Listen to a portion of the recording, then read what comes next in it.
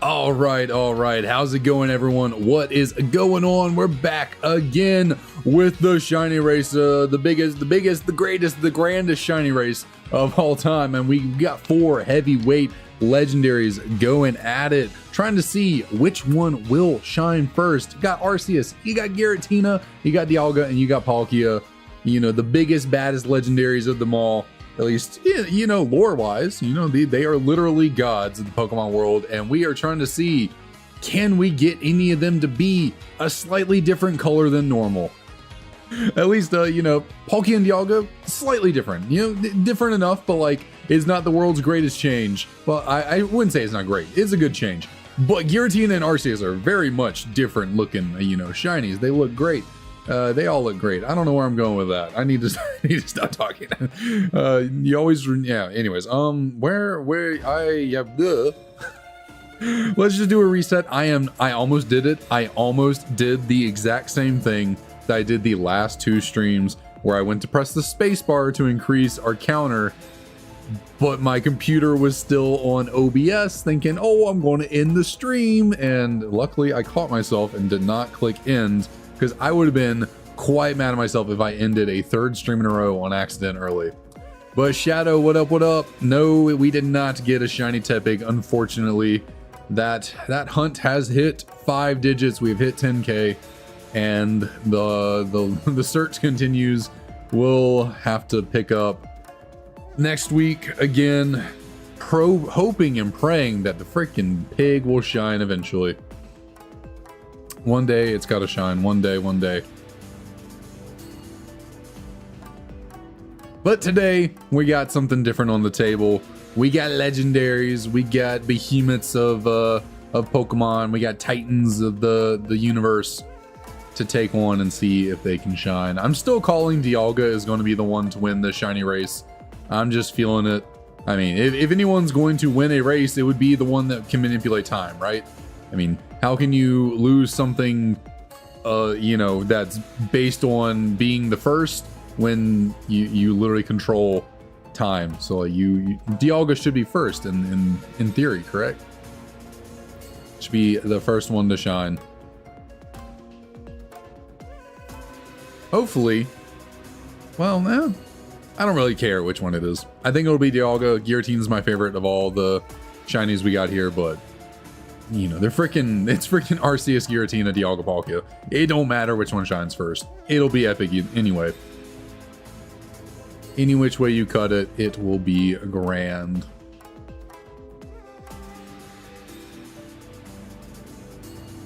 Always got to keep my eye on Palkia, though. Always got to keep my watchful eye on Palkia.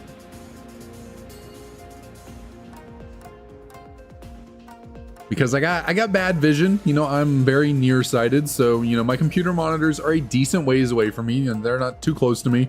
And admittedly, I think I probably need bigger computer monitors. They're, I mean, they're what, like 24-inch monitors? Not terrible, you know, they look good. They are fairly new. I haven't had them too terribly long, but since getting them, I have kind of come to the realization I might need bigger monitors. I'm getting old. My eyesight's going a little bad. Why did that one up there not want to reset?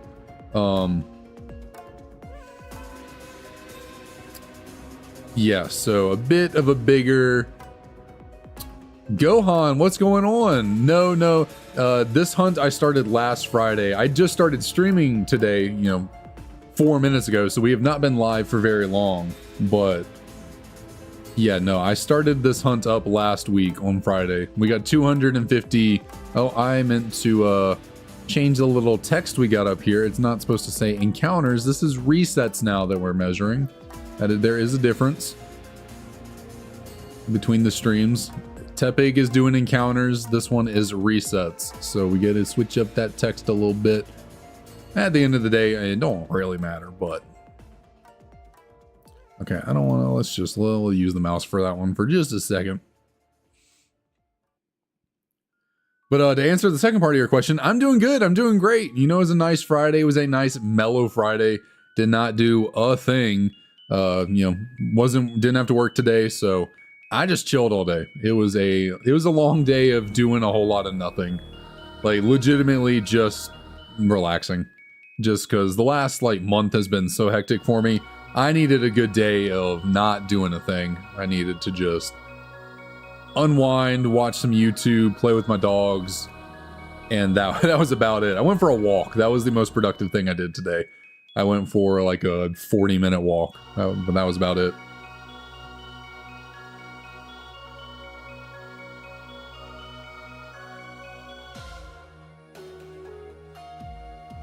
Yeah, very much so, very much so. It was nice not to be traveling. Like, you know, you love seeing family, you love the holidays because you get to see people, everyone gets together. But when you got a bunch of different families to meet up with and see, and you do just a bunch of, you know, flying, driving, traveling all over the place, it can definitely wear on you. And it's nice to take a step back and just have a relaxing weekend. And it's very nice knowing that this weekend is the weekend before like my last week of work before I take 2 weeks off, because I decided last minute earlier in the week that I was like, you know what? I have the vacation days. I don't really feel like flip-flopping between being off on the weekend, going to work, being off for Christmas, going to work, then the weekend, and then going to work, and then New Year's, and then coming back to work, and then the weekend. I was like, that's just a lot of flip-flopping between productivity and non-productivity. So I was like, I just want to be unproductive the entire time and not have to work. And basically everyone in my department's taken off at least one of the weeks, if not both of the weeks anyways. So might as well not put myself in the position to be the only person working and therefore be the only person available to do anything.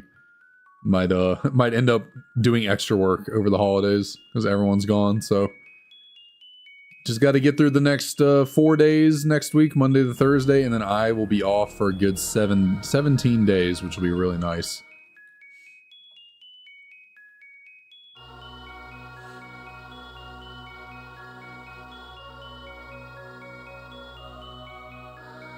But then I can only imagine when I get back from being off, it's going to be a very hectic running around, you know, chicken with the head cut off kind of work week, probably the week after everyone gets back from vacation. So I just don't need to think about that. Don't need to think about that. Just think about the extended not vacation, but extended time off that I'll have. You know, let future Andrew worry about the whole working situation after New Year's.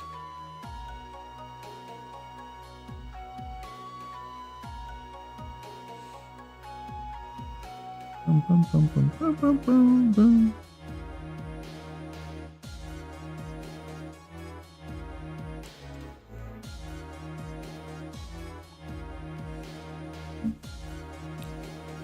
Oh, what am I doing? I just realized I'm messing up royally right now. I've been messing up big time.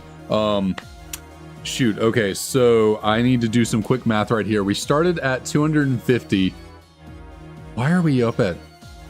What intervals are we going by? I guess 50 isn't divisible by 4. So I just realized I messed up.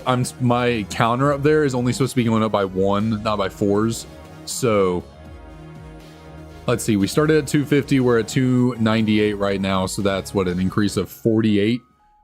I'm doing that math right? Yeah. So that was 12 resets then. You know, if you take 48 divided by 4, that was 12. So we should only be at 262 right now, not 298. So I messed that up. Let me just double check the math. 250 to 290. Yeah, that's 48 divided by 4. That's 12. So yeah, 262 is where we should be at, not 298. We're at 262 right now. Okay. Good thing I caught that, because I looked up and looked at the counter. I was like, damn, 48 resets already? That's crazy. And then I realized, no, you're going up by intervals of 4 right now. That is not correct. You're just supposed to be going up by 1. At least that's how I've been doing it. It's not technically incorrect because like we are getting 4 encounters per reset. So that was kind of where because during my Tepig hunt, I go up by 4 because I'm seeing 4 Tepigs at a time. So it's like, okay, 4 encounters per reset. That one, but this one, since it's like 4 individual Pokemon, I was like, I'll just go by 1 for every reset. And we'll know, okay, 250 resets is 1,000 encounters, but yeah, I kind of autopiloted when setting this up, so we're just going up by 1 right now. Just uno mas, uno reset.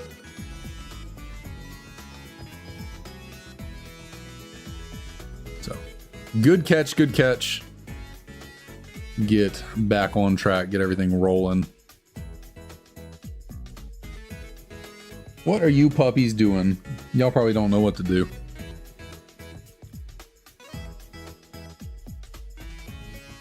Ooh, Gohan, I feel your pain right there. I feel your pain. I'm 10k on Shiny Tepig at the moment, so I feel you. Hopefully we both get some luck here soon, because yeah. I've never gone 5 digits on a shiny hunt before, but just this past Wednesday, you know, 2 days ago, my Tepig hunt hit 10,000 encounters. So, I feel your pain. Something about the fire starters, you know, you got Charmander, I got Tepig. Meanwhile, I got Totodile in 4,000 encounters, which took no time at all. I got a freaking Squirtle earlier this week in 400 encounters.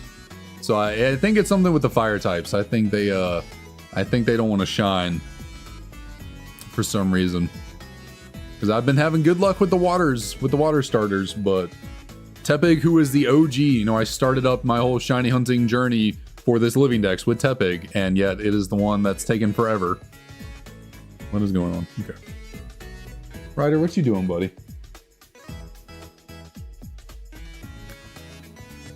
Don't know what to do with yourself since mom's not here? You don't know what to do with yourself?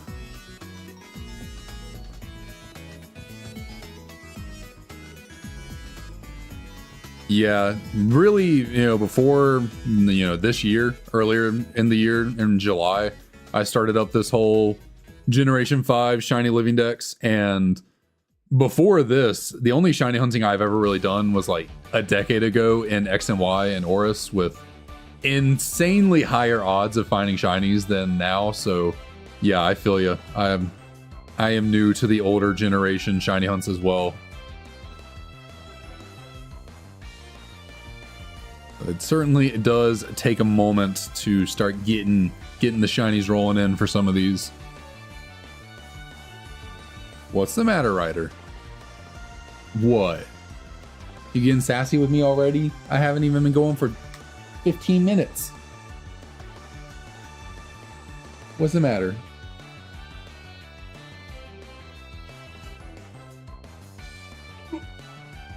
What, buddy?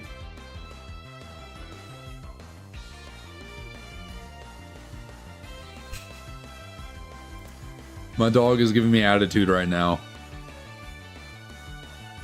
Normally they'd be in, you know, they'd be in bed asleep with my fiance, but she is out of the town, she's out of the town. She's out of town at the moment. And so it's just me with them, and they don't know what to do. They're like, we need to be in bed and someone needs to be in bed with us. So what is going on here?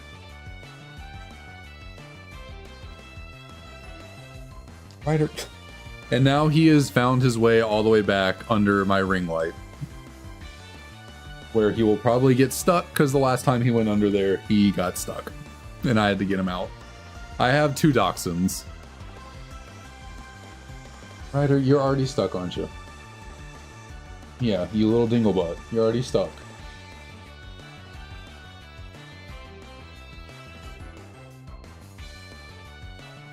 Which I think my other one, you know, my younger one, I think he probably just went out and laid on the couch. He's probably just like, whatever, I'll go to sleep. Ryder is the more fickle one, and he's also the sassier one, so he is in here giving me some lip. Yeah, buddy, that's why you don't try and go up under my ring light, because now you're stuck. All right, give me a second to get him out.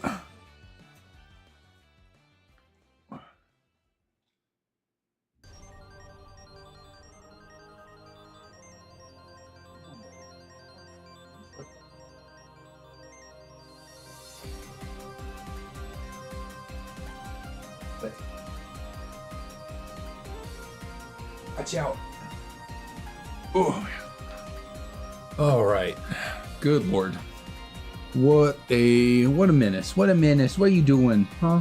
Come here. You want to say hello? What are you doing down there? Say hi to the people. Oh, what are you doing? You smell stuff I put on. Yeah, what you looking at? You got anything to say? Okay, thank you so much.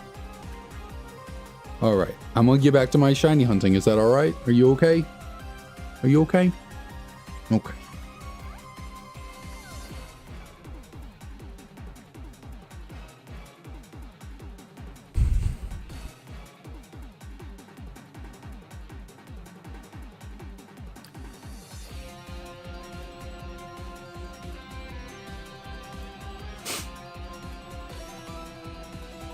Yeah, dachshunds love to be underneath stuff. They love burrowing.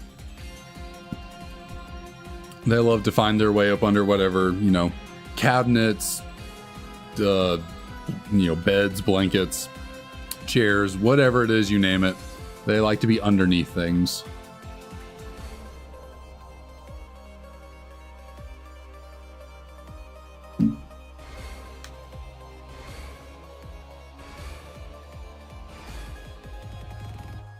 All right, where was I? What train of thought was I on before I had to rescue my dog from the clutches of my ring light cables? Well, I think I was talking about my Tepig hunt taking forever or something like that. Yeah, it's by far the longest hunt I've ever had going on, hitting 10K on that, which I never would have imagined. I figured it had to happen eventually. I'm trying to get to, I almost said 249. I wish 649 shiny Pokemon. Obviously, a number of them are going to go over odds. It is not going to be completely smooth sailing, handy, hunky-dory the whole time, but I didn't think the very first one, like the very first shiny hunt I started up, would go over odds and then go into 5 digits. I thought, you know, me and Tepig, we're tight. I like Tepig. That's my favorite Gen 5 starter. I think Embor has the best shiny of all the Generation 5 starters. I was like, we on good terms, you know. I like the little pig, and yet turns out the pig don't like me back.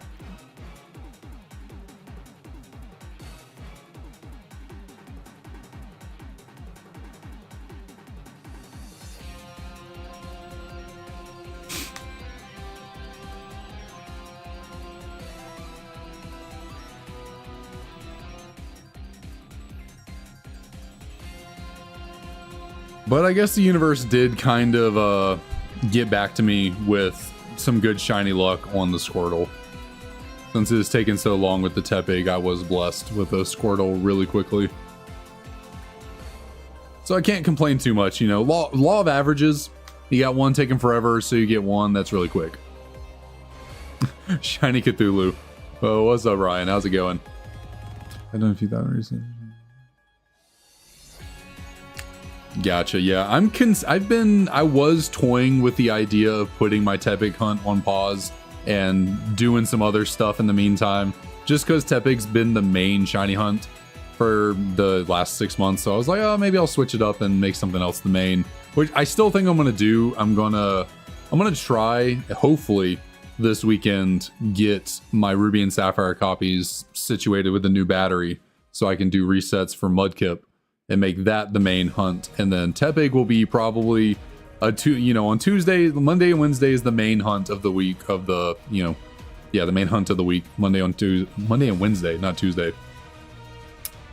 And that's when I've been doing Tepig, but I might change Monday and Wednesday to Mudkip, and then we'll throw Tepig into like the rotation on Tuesdays for a while now.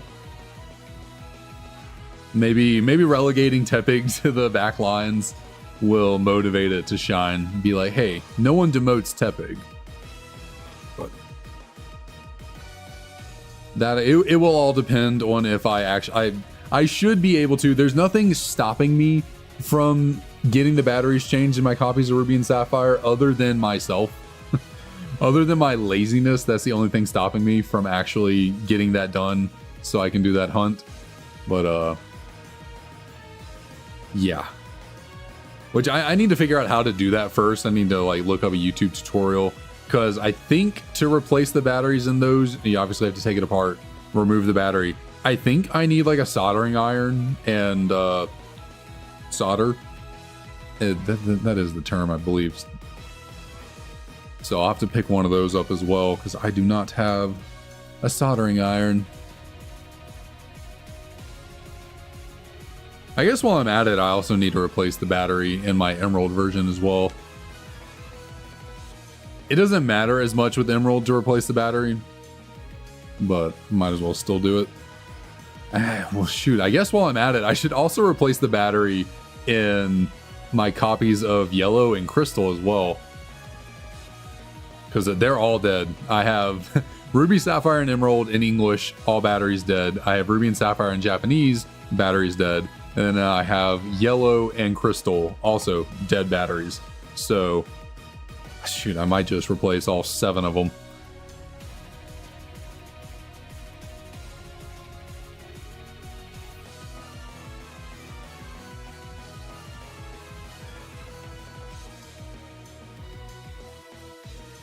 Yeah, I mean, I don't do much that requires soldering anyways, so that's why I don't have a soldering iron. Although, I don't know, I would like to get back to being a more handy creationist, I should say. I used to love building stuff and doing things like that. You know, using little Dremel tools and soldering iron. Like in high school, I did a lot of stuff like that during school for one of my classes, but ever since then, I kind of grew out of it. And then, you know, college, there was just not much time to focus on things like that between school and just leisure. So now that I am old and have a bunch of I have a bunch of free time. I do take up a lot of my free time streaming, you know, doing this and then doing stuff to set up for this, and also having a bunch of other things to do with my time. So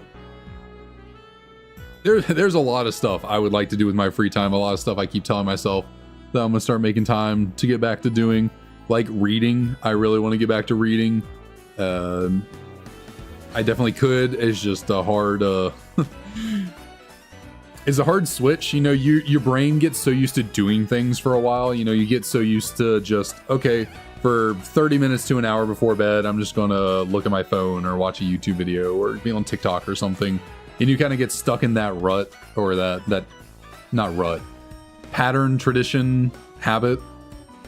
And then when you try and break it, your brain, even though you want to do it, your brain like fights the, you know, we're a little bit reluctant to change.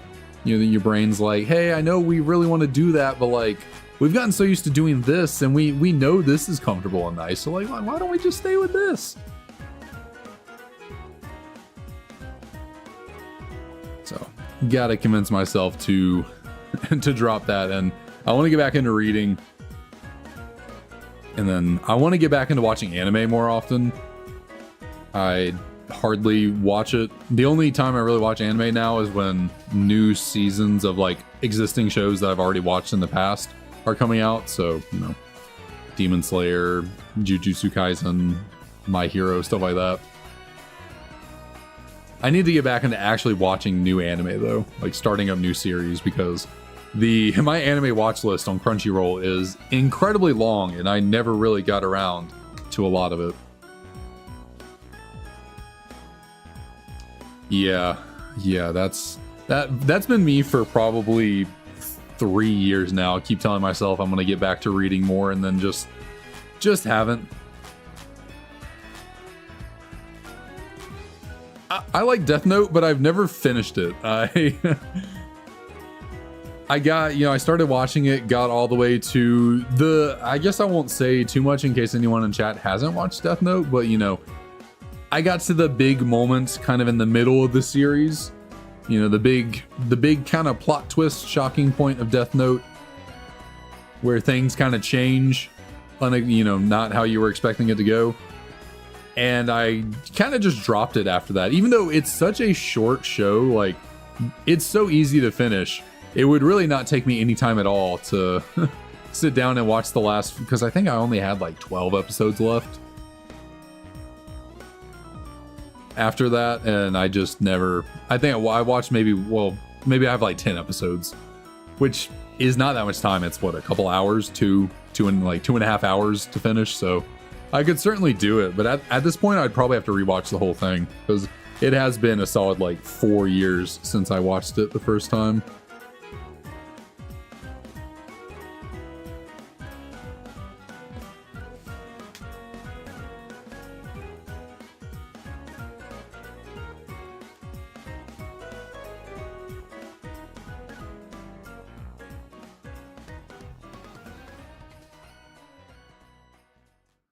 Yeah, I really liked the show. I thought it was really fun. You know, I liked the murder mystery aspect of it, and you know, the good cop, good lord if I can speak, good cop, bad cop, you know, dynamics, and it was a fun show. It's just after the big demise of one of the characters, I was just like,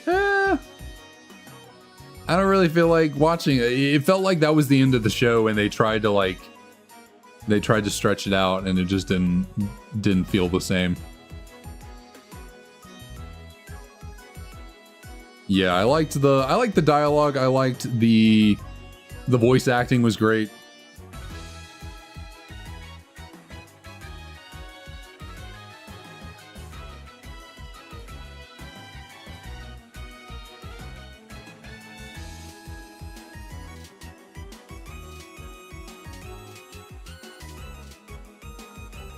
Oh, man.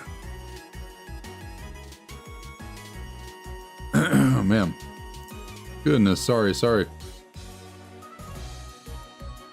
Always randomly deal with this issue of like, I think it's like my lymph node over here in the right side of my throat. Randomly, it'll just start like swelling up or something.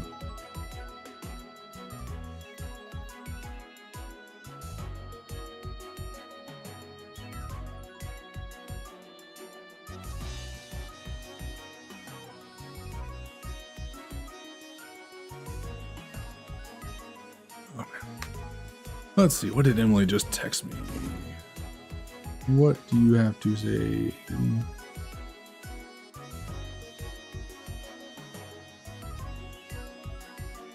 Hold on 1 second. Gotta let Emily know I'm streaming.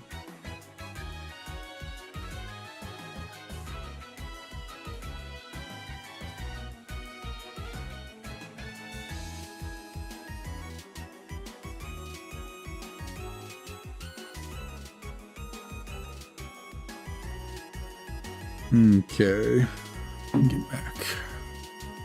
What are we doing?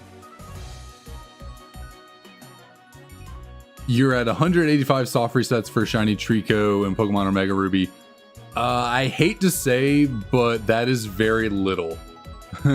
I hate to say that. In Omega Ruby, the odds of getting that Trico are better than in the older games. You know, it's a 1 in 4,096. But you're still pretty early on in the hunt. 185 is pretty early on. So I guess theoretically, you know, in theory, you're supposed to see one shiny every 4,096 Pokemon.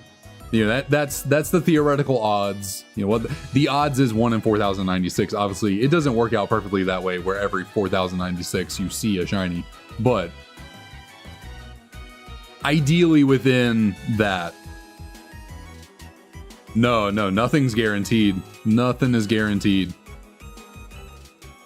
You unfortunately could be like, you know, the odds of the games I'm hunting in right now are 1 in 8,192, and I currently have a hunt that's at 10,000. So yeah, you can very much.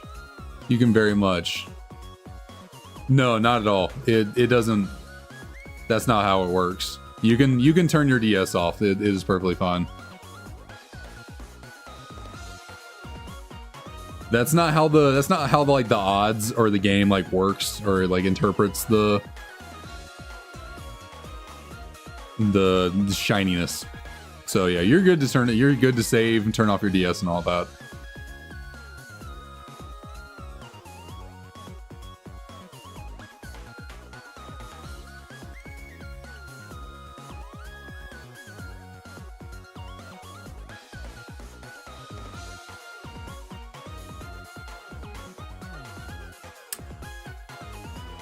No, that that is not normal. No, it sounds like you got a busted screen on that DS.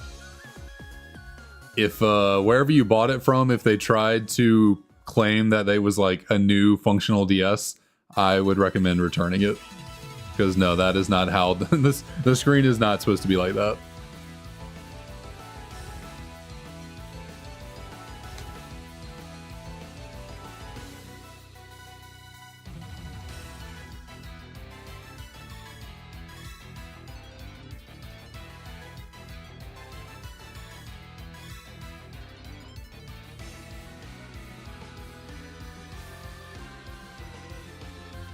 No, also no. Also no. Sounds like you have a very broken DS.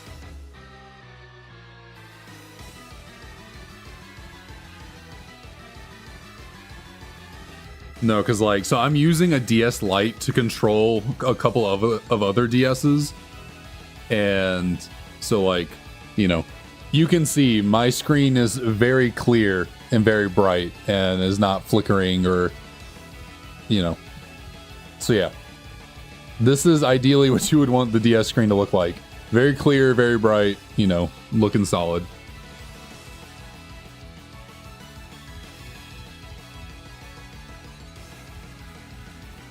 Oh, what did I do?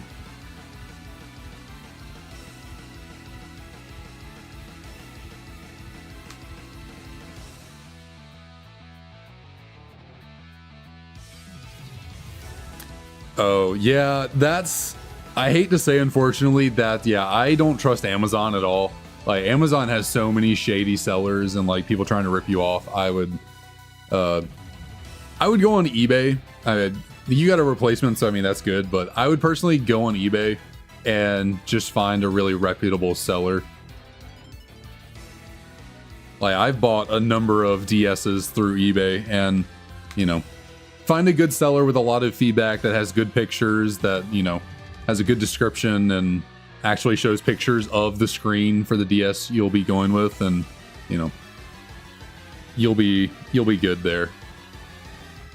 Obviously, eBay also has the issue of you could get terrible sellers who are trying to rip you off, but I think it's easier to verify on eBay. You just, you know, find someone good who actually seems like they care about selling you a oh yeah, definitely. eBay has a money back guarantee. And also, when you buy stuff like electronics on eBay, you can technically purchase warranties and stuff. So I don't remember how much they are. I've never purchased one myself, but like, you can do that if you wanted to. But yeah, you can definitely get a refund.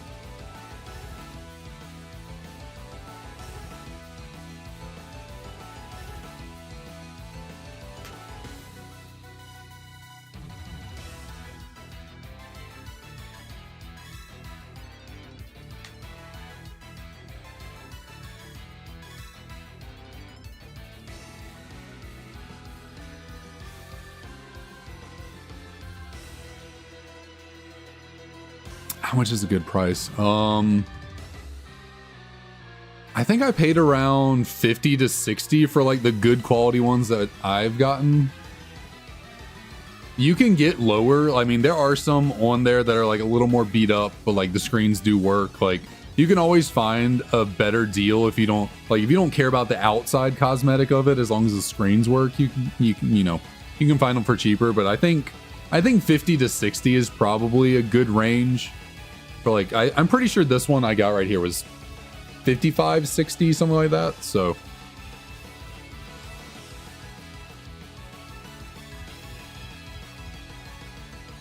and I mean, if you're dedicated enough and look hard enough, you could find them cheaper in just as good condition.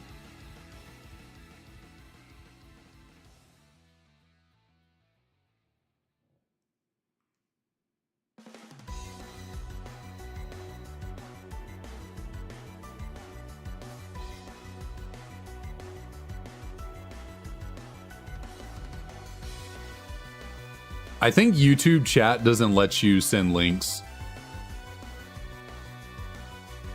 I think that's a built-in feature of YouTube chat. I don't think they allow links to be sent.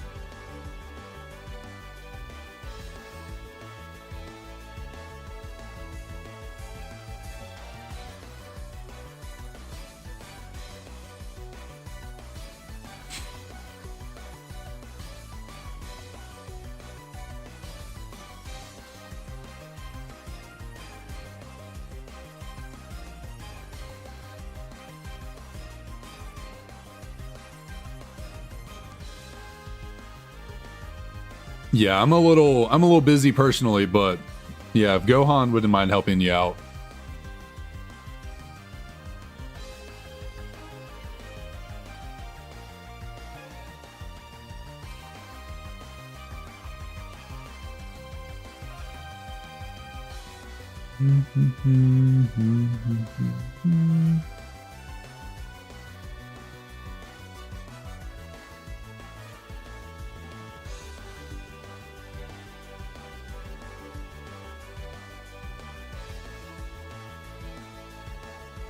Well, then sounds like they're good to go. I wonder... Now I do want to check. Who did I buy mine from? Be kind of funny if it was the same person. Purchases... Where was this? This was a minute ago. Who did I buy this from?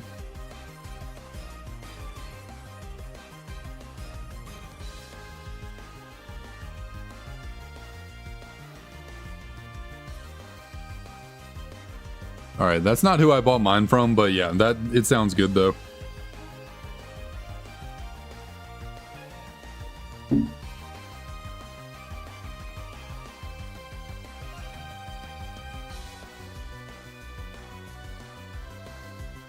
Yeah, also I think shipping right now is a little bit backed up, or can be a little finicky because of the holidays. I got a couple Christmas gifts coming in for people that are taking a second longer than they're supposed to. Probably because of everything being shipped around the holidays right now.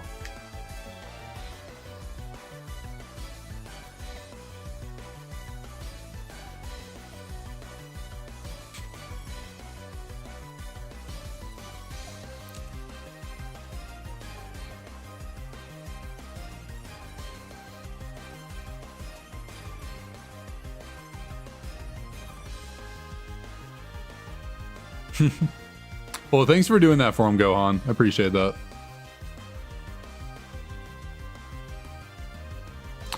All right, 300 total resets. So that is a total of 1,200 Pokemon seen so far. 1,200 legendary gods, and unfortunately none have shined yet thus far.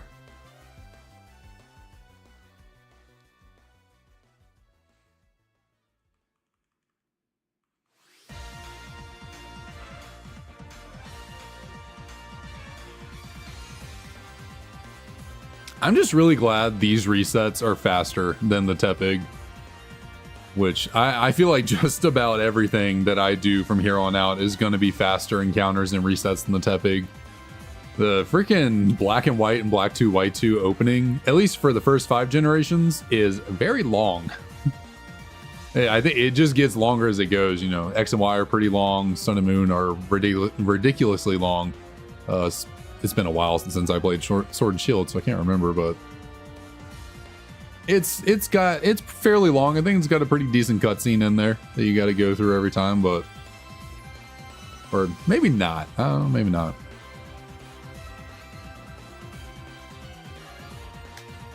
But yeah, having 1,200 total encounters done in basically 3 hours, because I think my last stream was around 2.5 hours, and then we've been going for about 40 minutes this time, so having 1,200 total encounters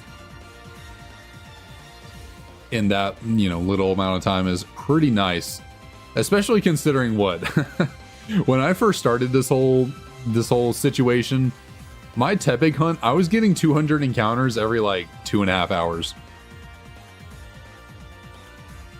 So we're certainly making better progress on these other hunts. Tepig is just a time sink.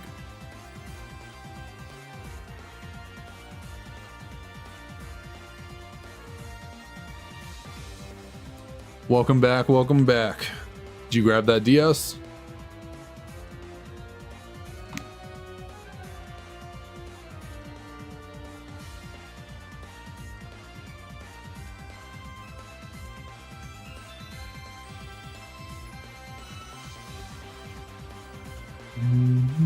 What is this?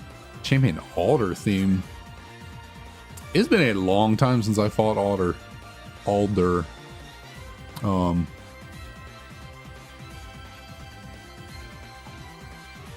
I've not heard his scene in a.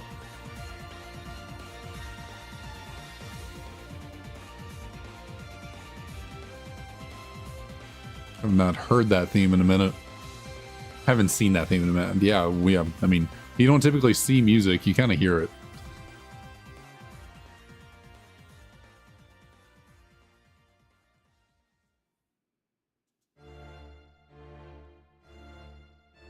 Oh yeah, when they've sold that much, you know, they have that many feedback, even if they have like a 99.5 or as long as they have feedback above a 99%, if they have sold that many items on eBay, then they're good.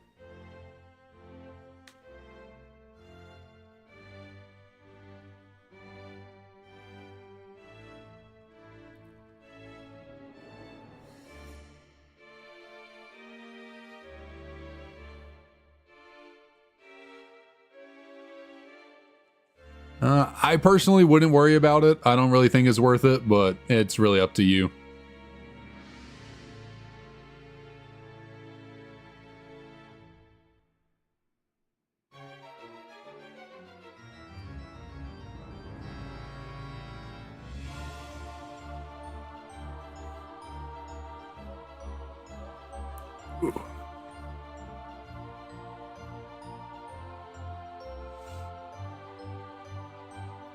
I used to sell on eBay way back in 2020, 2021. I sold a bunch of Pokemon cards on there, and I was so ridiculously anal about like getting good feedback. Like I probably like overpackaged and just did way too much when sending out these cards, but I could not stand the idea of getting negative feedback. Like it made me like I did not even want to remotely deal with that. I remember one time I got random negative feedback that definitely was not like, it was weird that, yeah, they said they were going to like, what was it? They said they didn't receive the item, but it was bundled with something else, which they said they did receive. And like, I know I packaged them together and it was really weird. And then when I messaged them about it, they were like, oh yeah, everything's good. And I was like, so why did you leave negative feedback? And I ended up having it removed, but Roos, what up, how's it going? Yeah, it is not quite morning yet. We got a few more hours until it is the good old AMs. Have a long day at work, I take it?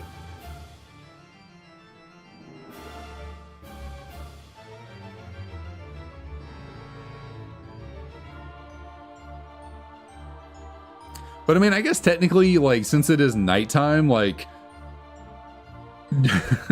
jumping into a stream to say good night doesn't really work, but you can't say good morning because it's not the morning. And I guess technically you can say good afternoon,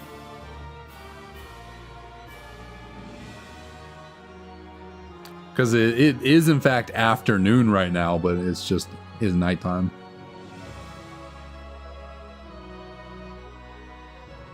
Oof, that's rough. That's rough. Got to make sure to have those DSs charged on deck.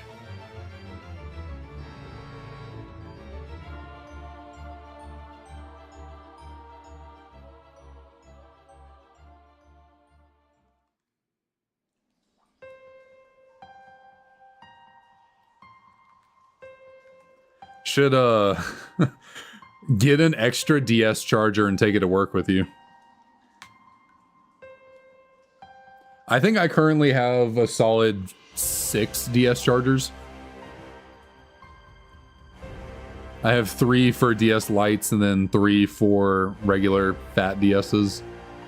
Which I guess the chargers for the fat DSs are also the chargers for the Game Boy Advances, or the Advance SP. The regular Game Boy Advance takes batteries.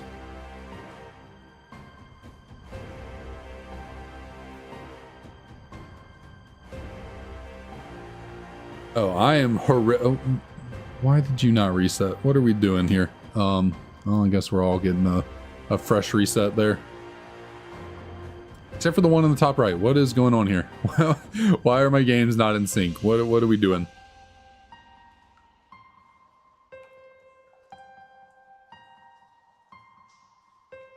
That is a long dedicated streak of keeping your DS's charged. I'm terrible at keeping anything charged other than my phone. You know, I can keep my phone charged, but I just charge it at night and it lasts pretty much throughout the day without having to recharge it. But where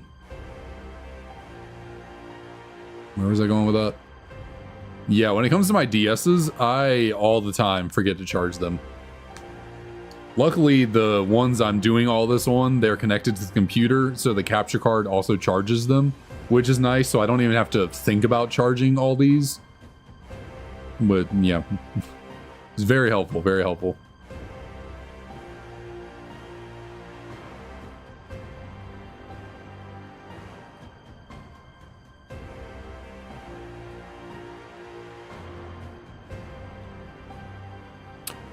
Gotcha.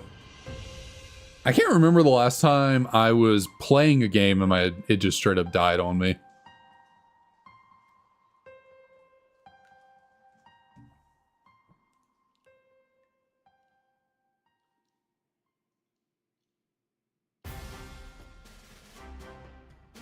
Goodness.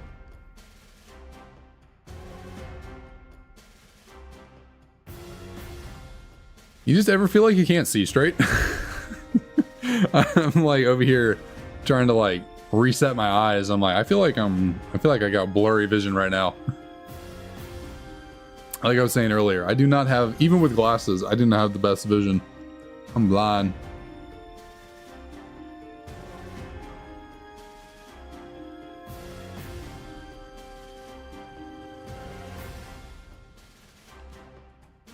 Yeah, I'd say the likelihood that you buy a brand new DS online is astronomically small unless you're buying it like sealed. Like unless you're buying a sealed box of a Nintendo DS Lite, it's not going to be brand new. And like a sealed box of a Nintendo DS Lite is a lot of money because they're not super common.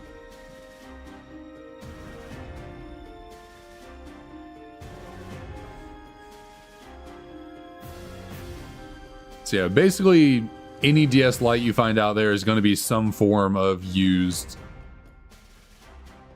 Okay, why are we not resetting? What is going on there?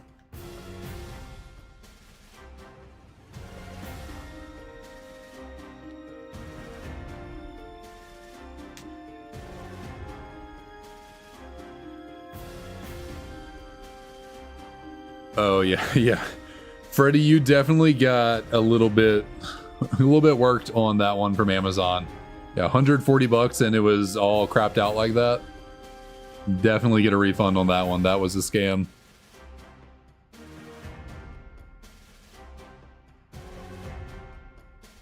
You're doing Tornadus on DS Lite and you're doing Oris Trico on 3SXL. Very nice, very nice.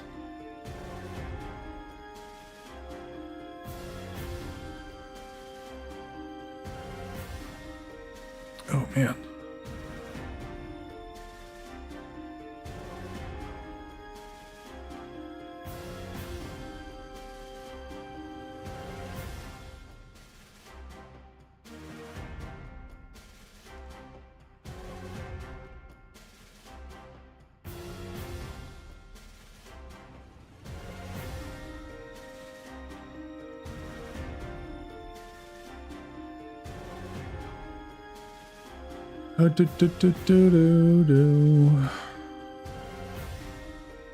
It should be somewhere in the description. Like there should be either they'll say in the description of the item what condition they think it is, or they'll there's also little detail things in the listing where it says somewhere.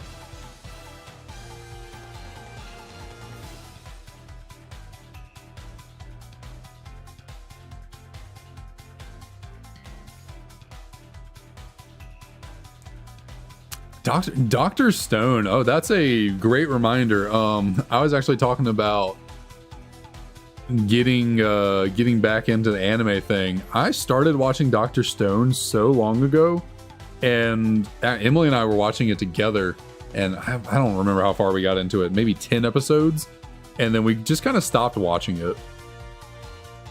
Not that it was bad or anything, we liked it, but we just kept getting, I don't know, kept getting sidetracked, or just kept wanting to watch other things too, and then yeah, eventually I forgot we even started watching that. Good lord, I got something in my eye. Come on now.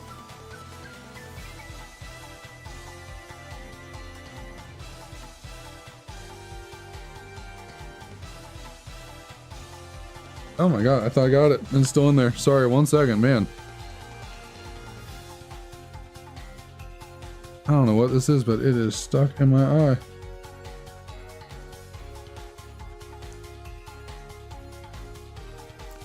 Did I get it?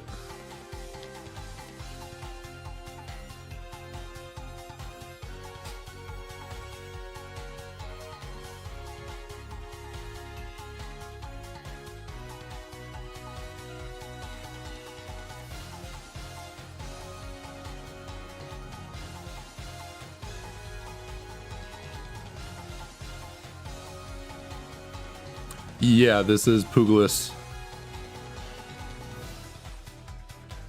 This is also my favorite theme of all the Conquest ones that I've thrown into the playlist. I really like this one.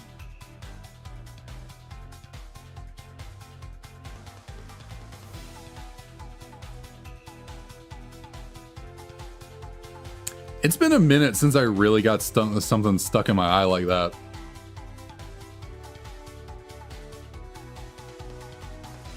I guess I've been a little lucky recently.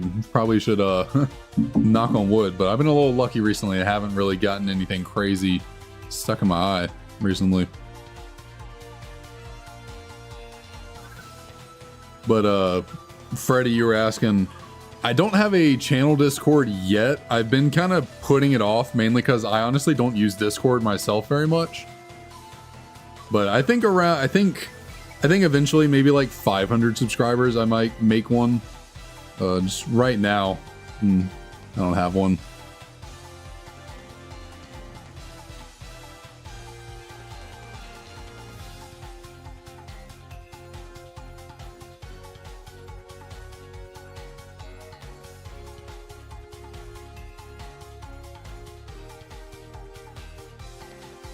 Goodness gracious. Trying to get my hair feeling right. I appreciate that, Freddie. Thank you so much. Yeah, whenever I do make a channel Discord, I will certainly announce it on like a community post, and yeah, I'll link it everywhere in like descriptions and channel everything. So yeah, whenever I get around to that, I will let y'all know.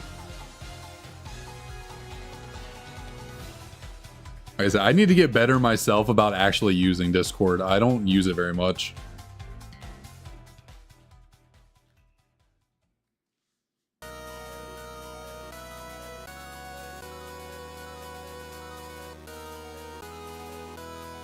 Roost, do you listen to the ones from Zame? Yeah, Zame does a really good job. I like their music. Oh, why did the one up there not go? What are we doing, Giratina? Why are we lagging behind?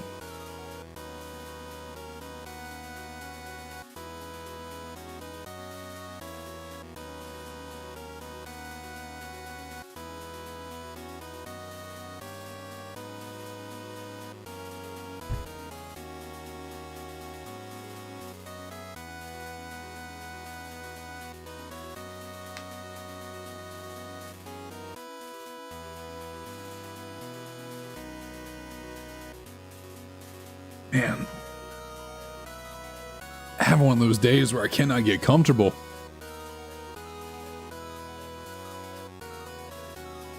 Which, that's most days. That is most days, but I think Wednesday it was. I was riding high on Wednesday. I don't know what it was. I really got in the zone. I think it was because I was so locked in on trying to get Tepig by 10K.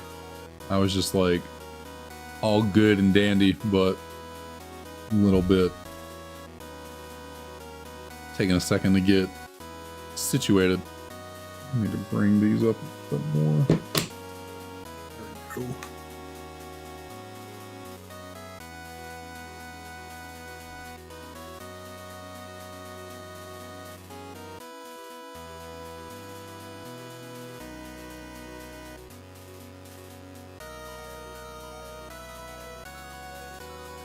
Unova Route 12 GBC remix.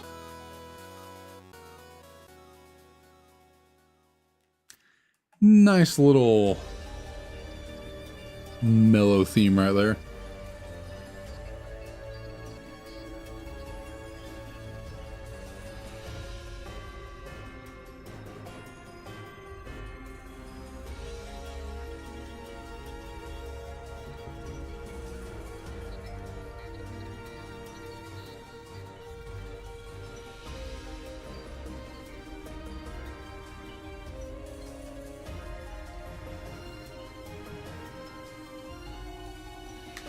I think that Squirtle encounter has me spoiled right now. I'm sitting over here like itching for a shiny. I'm over here like, when's it? Where is it? I want it. I need it. it's like an addict. I'm like itching. Like, come on, where is it? Where's my shiny? Come on.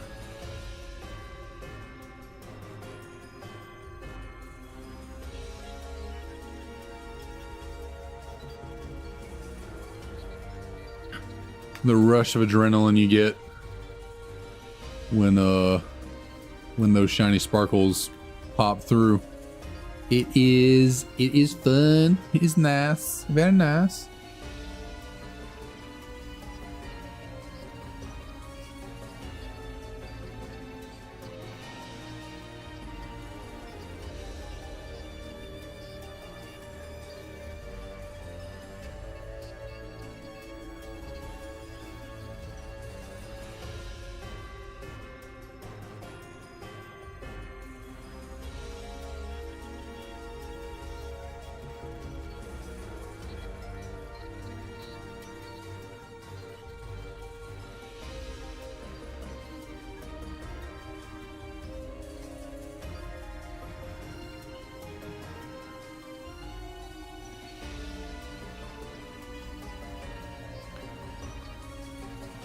So in these next few resets, we're going to hit what, like 1,400 total encounters seen?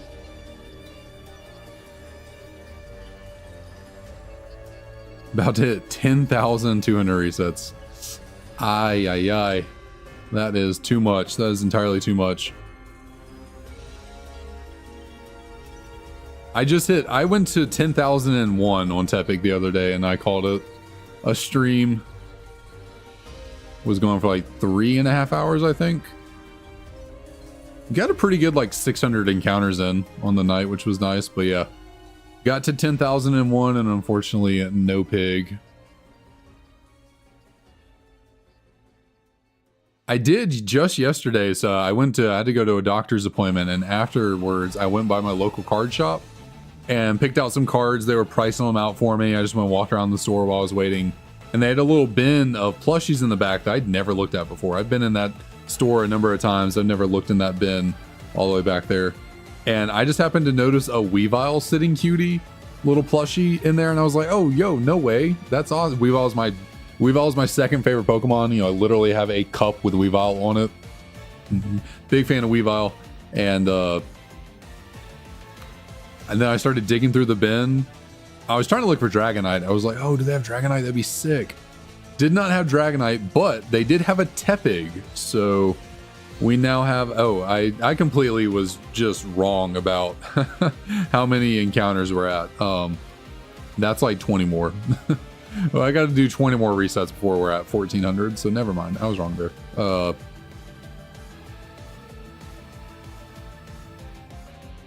What was I saying? But yeah, they had a Tepig kind of buried deep down, and I was like, oh, I'd been saying for I don't know how long, a few months now, that I was going to grab a Tepig sitting cutie as a good luck charm for the Tepig hunt, and I hadn't committed to it. I was really hoping I wouldn't need to. You know, I already bought shiny import Pokemon cards, so I was like, maybe typical to shine. I don't have to buy this little plushy thing, but it was there. The universe clearly was trying to tell me something, so I snagged it real quick.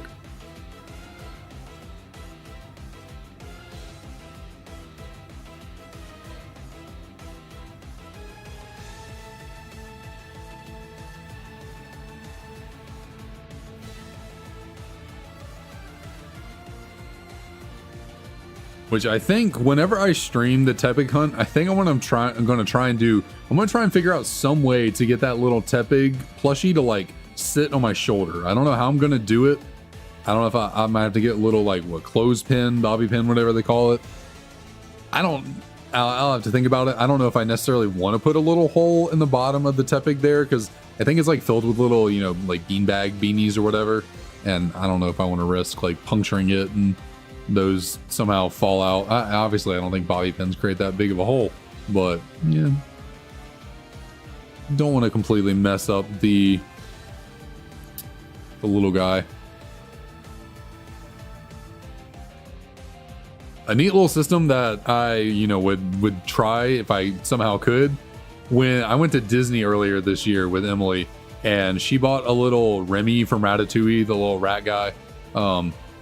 It was one of those things, and there was like a magnet inside of his butt, and then they gave you a little pad that also had a magnet in it, and you put the magnet like up under your shirt and wherever you want it, and then you just stick Remy there and it just sits on your shoulder. If I could, you know, somehow figure out how to do that for the little Tepig guy, that'd be pretty cool. But I don't know. I guess I think I would have to like glue a magnet to his butt or something, and then put another magnet inside my shirt, which I don't know if I'll do all that.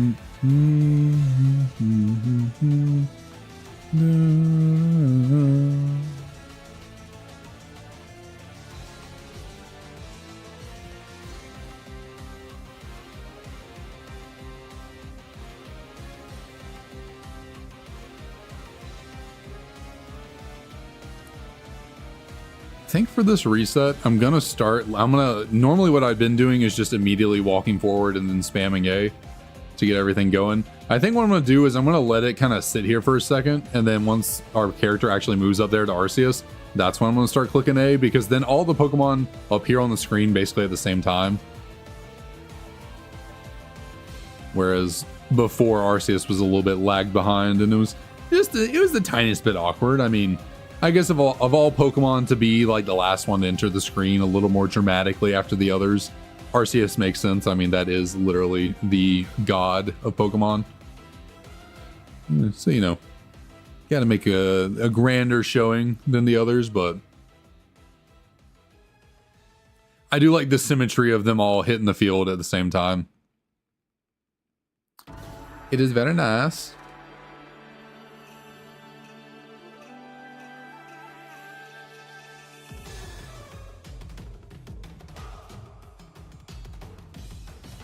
Oh, so recently on TikTok, I started getting these videos from this guy who I assume he's playing Call of Duty, Warzone, something like that. I have not played Call of Duty in probably 15 years. I do not remember anything about it. Was more like 10, probably. Well, no, not even 10. Shoot, I'm that old. It is probably close to 15 years. Damn. Yeah, I think he's playing Call of Duty, Warzone, one of those online, you know, multiplayer, like, shooter game whatevers, but while he's playing, he's singing Italian opera, and he has someone sitting next to him playing like a violin or a cello or something, and the song that he sings in the videos is now stuck in my head, and I just hear it on repeat throughout the day. It's just like I'm just randomly sitting there, and in my head I'm just like bella ciao, bella ciao, bella ciao ciao, because like that's what he sings all the time, and it just gets stuck in my head. And it's so funny because like you hear the people in the background, they hear him, and they're like, what is that music, where's that coming from? And he like kills them, and they're like, yo, what the fuck just happened? And they're like, are you kidding me? It's hilarious. But yeah, the song is just stuck in my head on repeat. I'm just sitting there chilling, minding my own business, and then just creeps in, Bella Ciao, Bella Ciao, Bella Ciao, Ciao, Ciao. I don't know the rest of the words, but he sings it really well too. He's got a good opera voice. And then I just think it's hilarious. Like, it's not just him singing too. There's someone sitting there playing an instrument along with him.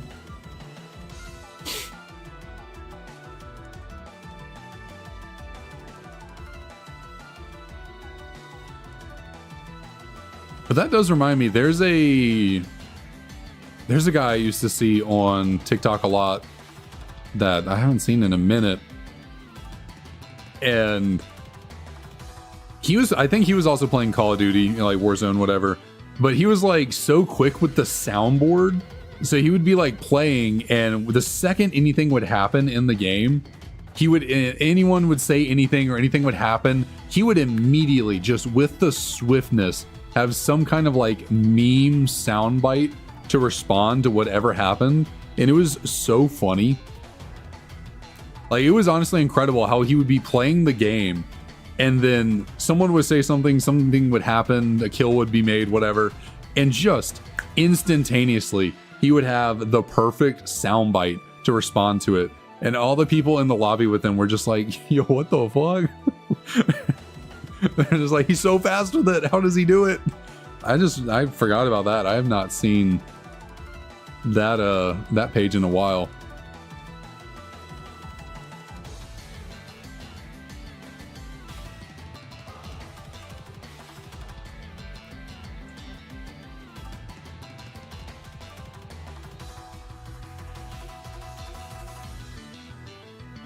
Yeah, I don't know how people come up with stuff like that. It's so funny and so just like unique. Like, who thinks like, hey, while I'm playing Call of Duty, you know what I should do? Sing opera and have one of my friends play the cello behind me. That'll be fun. Like, how do you come up with that?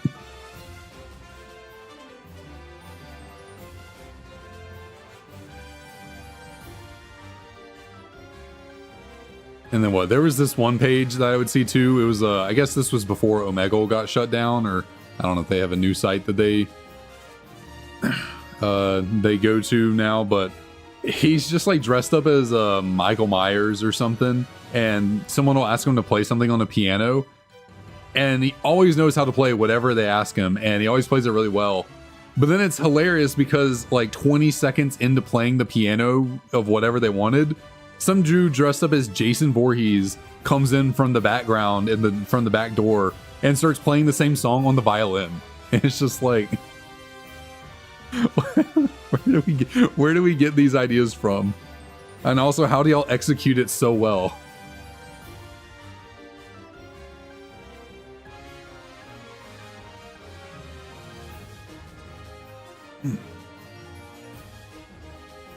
Very nice, very nice. What did you go with? Just an all black DS Lite? Never had an all black. Well, I guess I kind of have an all black in a way. It's a special edition one, but oh, I didn't do my whole wait for Arceus thing, but oh well, that's fine. Yeah, I don't have a fully all black. I do have one that's a special edition with a little bit extra on it than just the all black. I do have a red and black DS Lite that I've had for a minute.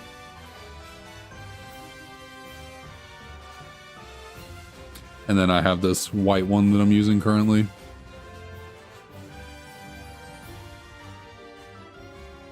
Oh, you got the Dialga and Palkia one? That's the one I'm talking about. That is the DS Lite that I have, the black one, the special edition one. It's over here on the floor. I can't reach it right now. It's charging, but yeah, I also have that one.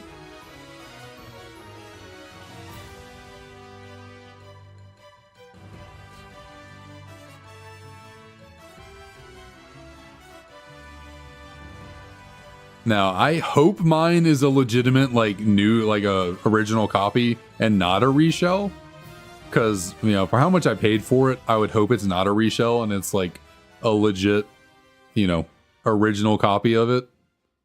It looks like it is, and, you know, it has the sparkly, you know, Dialga Palkia on the top of it, but I guess people are pretty good at manufacturing things, so They might have, it might be a reshell. I guess at the end of the day, who cares? It's a functioning DS and it looks pretty cool.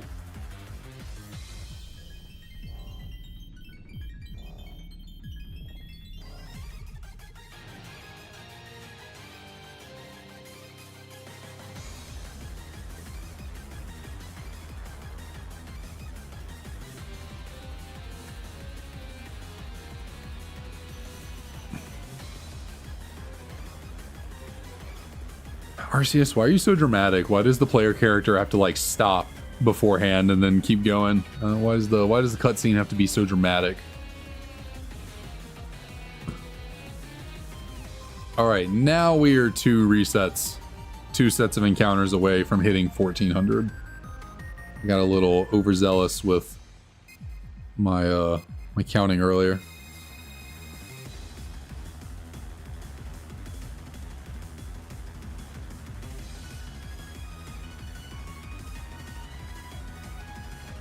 $190, very nice, very nice.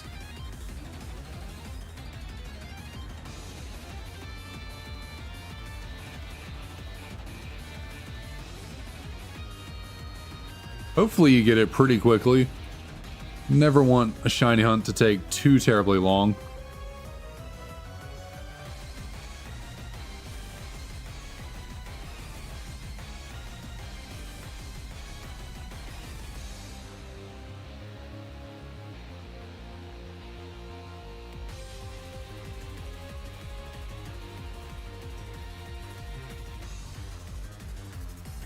One thing I'll say about what we got going on here, I wish Arceus's model was a bit bigger. Because like you look at Giratina, you look at Dialga, you look at Palkia, they're pretty large compared to the player character, especially Giratina. Giratina's massive. Palkia looks a lot bigger than Dialga.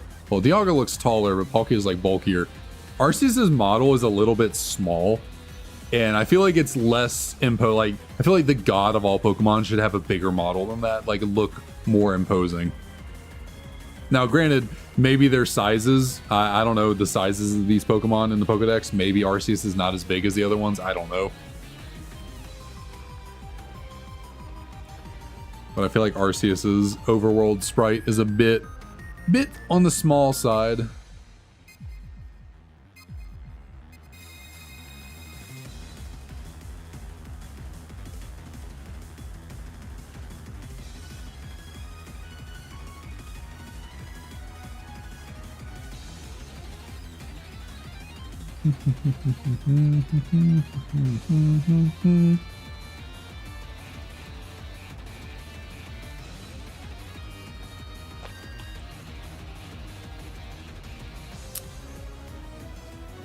I could not tell you.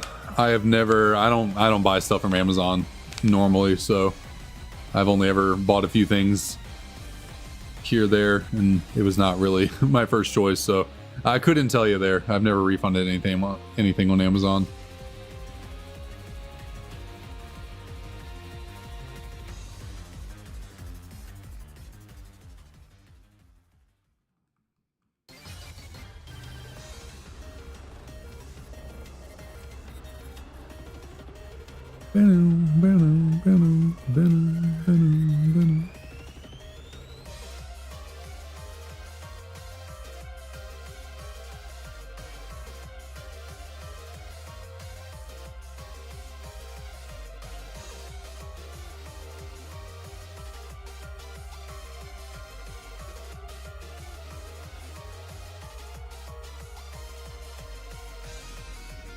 Well, that's good. That's good. It's never very fun when you get a refund and they're like, oh yeah, you can only use this refund on us again. When companies do that, or like, I don't remember of many that are like, this is the only way you can refund with store credit, but it is kind of a funny system to think about, because like, giving a refund that you can then just only use at the same store again. Oops, not mean to do that. That's not a refund. Like, they're getting the money no matter what. Like, that's not a refund.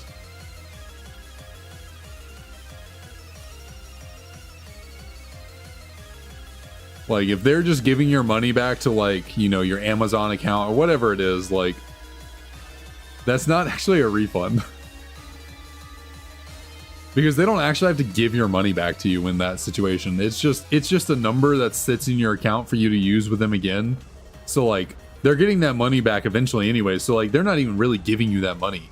It's just, like, it's just a number on the screen to make you feel better and be like, oh, I can get something else with this. Like, nah, you've already paid them the money. They kept it. They just put a little number on your screen that looks like they gave you money back.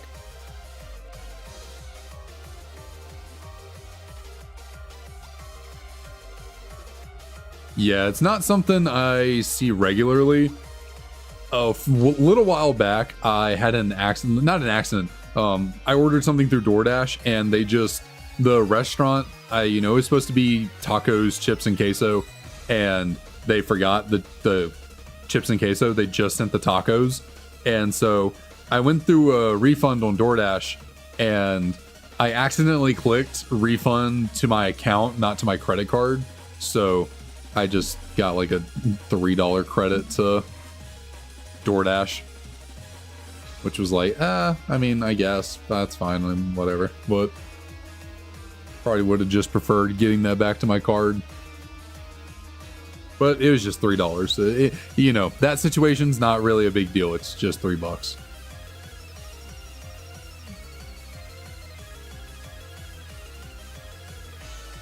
I'm gonna do this. 3PU across this way, I guess. This works in a way.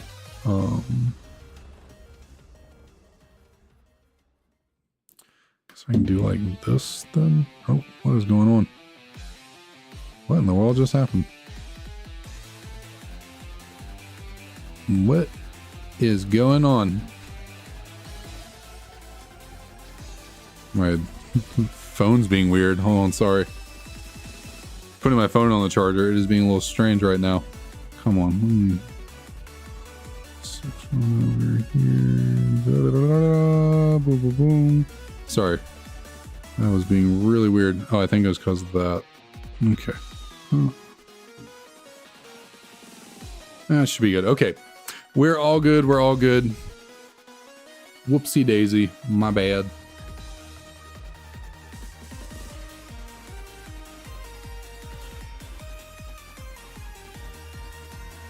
Oh man.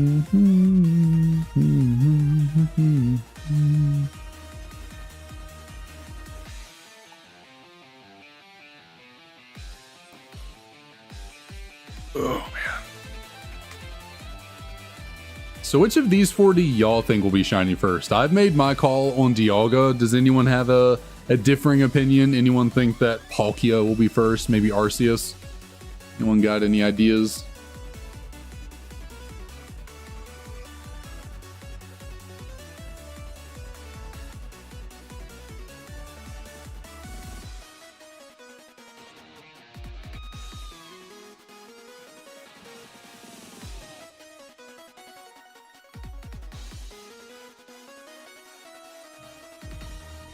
Ryan's hoping for Giratina.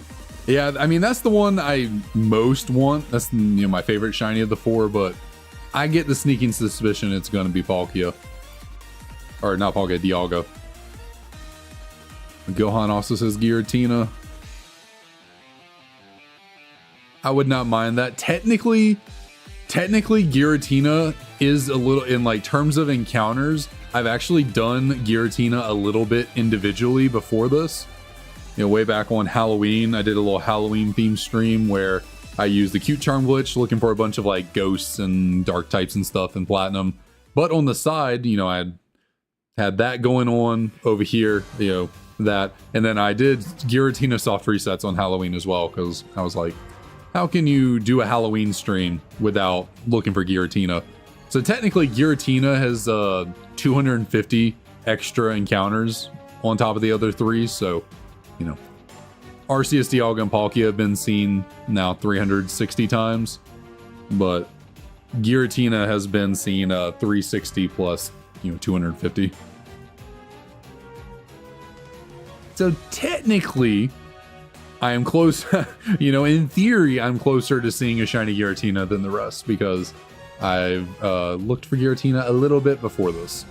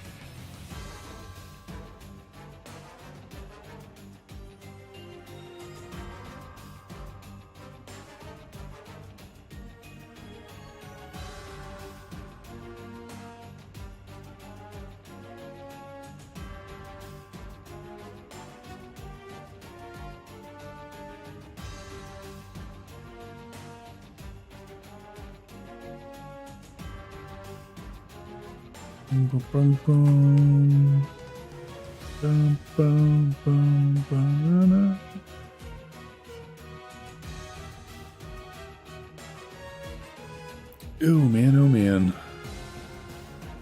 30.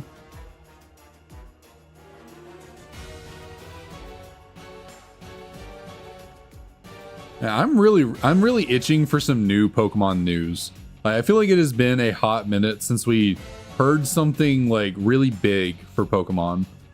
Like they announced Legends ZA, you know, I can speak correctly, and we have not heard a damn thing about it since.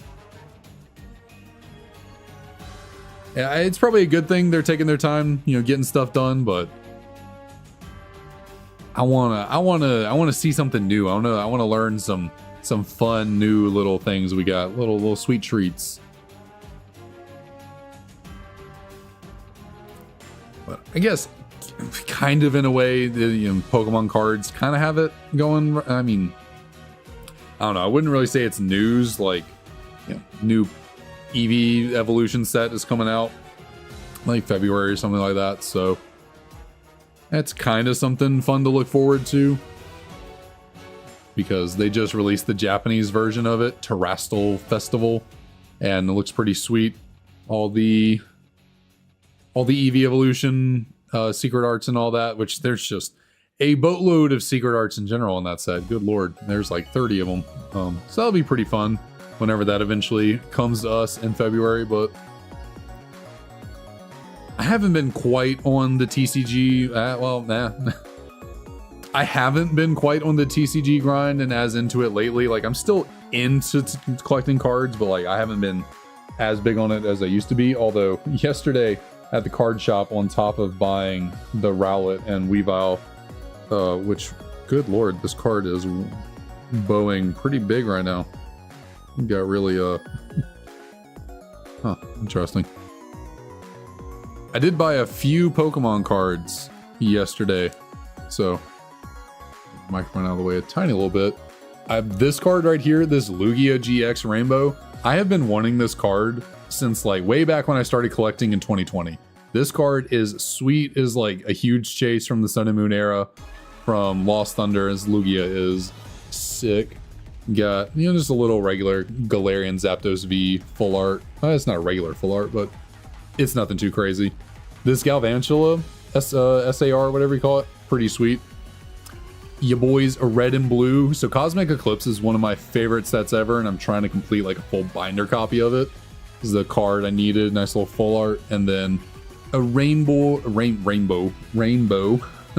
Blastoise and Piplup GX, also from Cosmic Eclipse. So when these cards are not the cheapest thing in the world. They're not absolute bank breakers, but they're not the craziest in terms of value.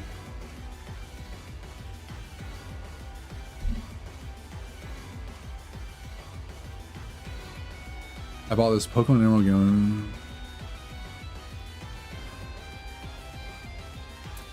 Not sure what you mean. You bought a Pokemon Emerald Game Boy Advance card and put in. Not really sure what you mean by that. Like, you mean you just bought Pokemon Emerald?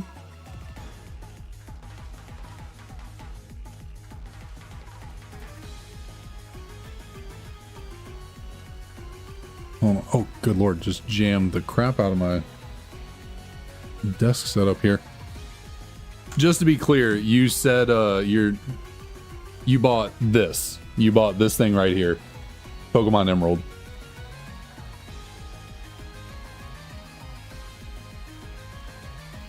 Assuming you saw what I'm holding up.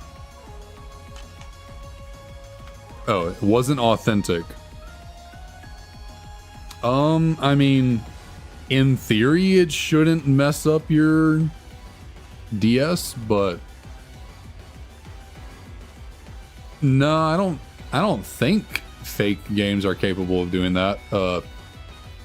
I mean, I guess there's always the possibility that your screen was doing all that because of the game itself and not the DS.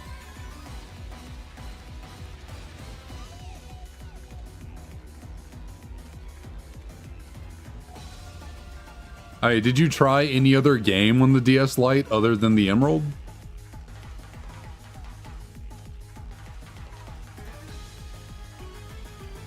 Okay, well, yeah, if the DS was doing that outside of the Emerald copy, then I don't think it wasn't the Emerald that did it. It was just a busted up DS.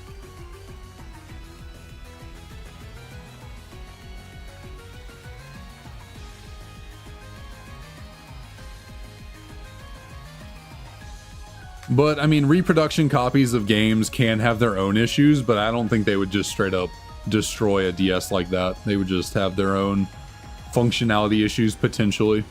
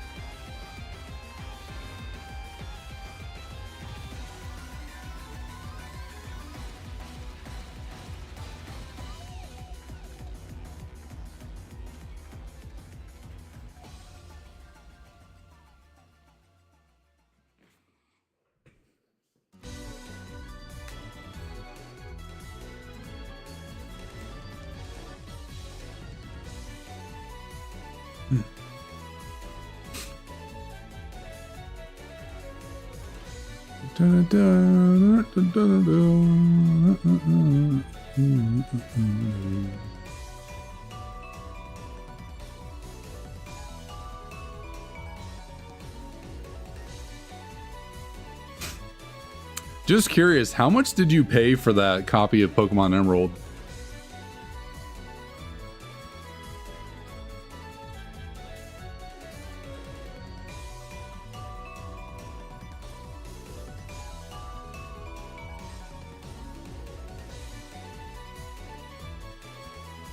I gotcha.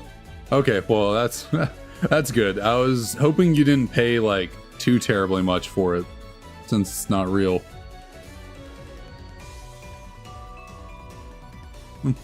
Well, I guess that's nice.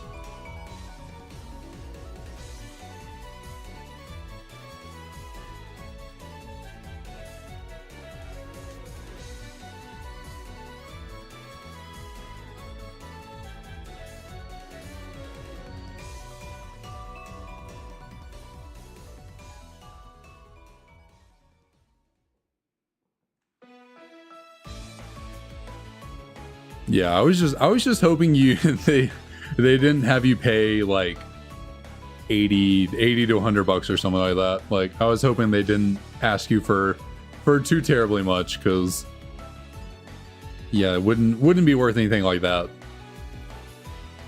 Because Emerald in general, you know, a regular copy of Emerald is pretty pricey nowadays, so I don't know if some people making reproduction copies can get a little overzealous and try and get more money because of how expensive just the regular game is.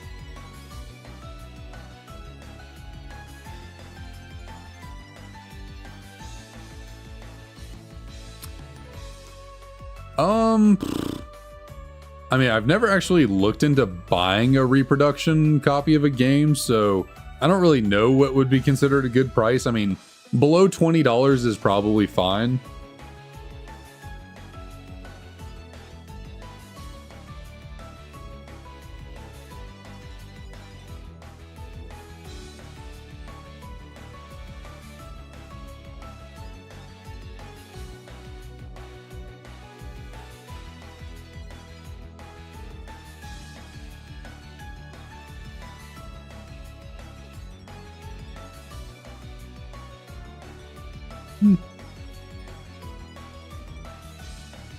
I guess that's not too bad. I wonder how he came into possession of those. Like, did he make them himself or did he buy those from somewhere else?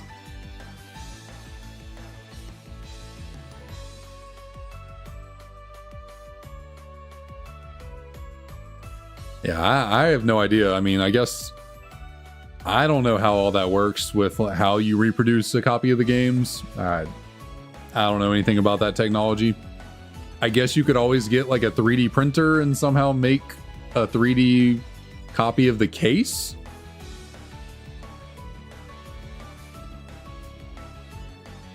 Now, how you make the internals that work on the whatchamacallit, I have no idea.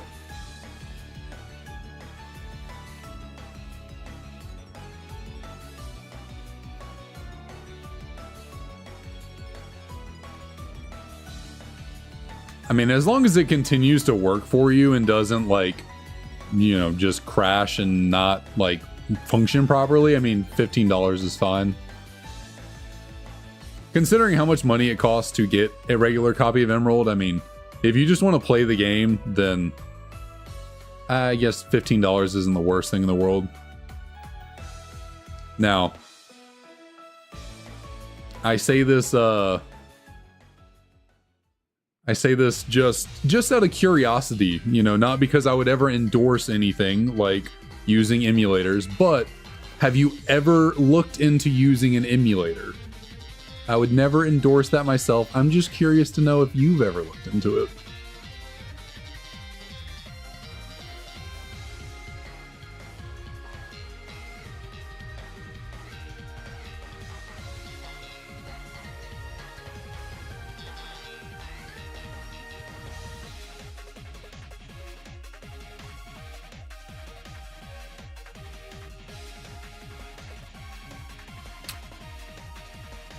I mean, it's not like an official thing, but those are real. You can buy them, yes.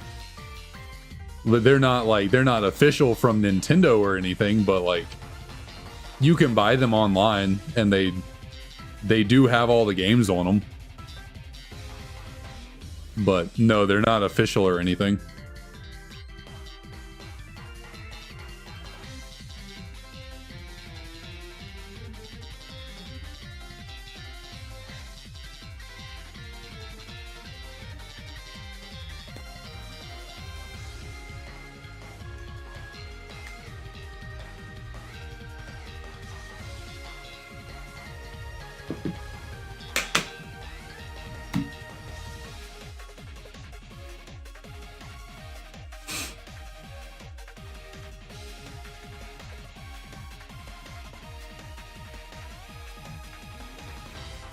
Ho ho ho ho.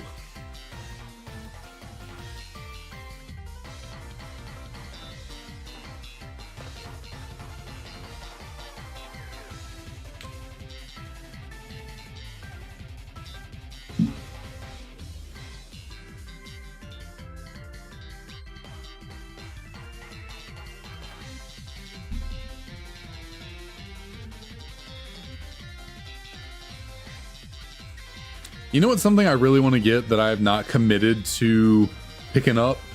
I'm blanking on what it's called, but Analog Pocket. Have y'all heard of the Analog Pocket? I've been seeing that. I've seen people around, you know, using them, and they look pretty cool. And I've thought about picking one up, but I just haven't done it. Seems like it would be like a nice way to.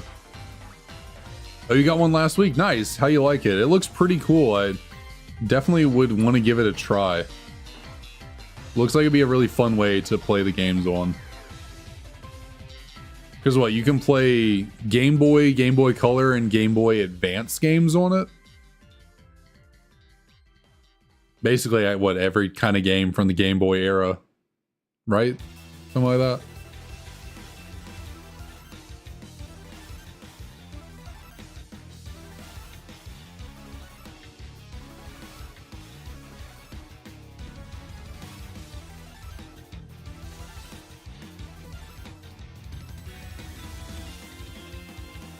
Yeah, that's a good one. Nice, nice. Yeah, it looks like it'd be a cool pickup. I tried looking in to see if they have a version for like the DS. I think that'd be really cool, but I don't think that's a thing, unfortunately. There's also another thing. I'm trying to remember what it's a GB. Oh, what is it called? GB something. It's like something you plug into your computer. It's like a little dock almost, and you can plug Game Boy games into it. What is that thing called? Oh man, I'm blanking on it. I've seen some people use it for like YouTube videos and stuff, and oh, GB something. GB, like the letters GB and then a word, and I can't remember what the dang word is for it. But I've also wanted to get one of those to plug into my computer, just because it looks really. I like the like functionality that it has of like you plug in your physical cartridge to it, and but you can then like play it on your computer, and then you can save your game save data on your computer, which I think is really cool and really nice for like older Pokemon games like Yellow and Crystal, because in those games when your battery dies, your save state is completely wiped, which sucks. But if you have the GB operator, that's what it's called.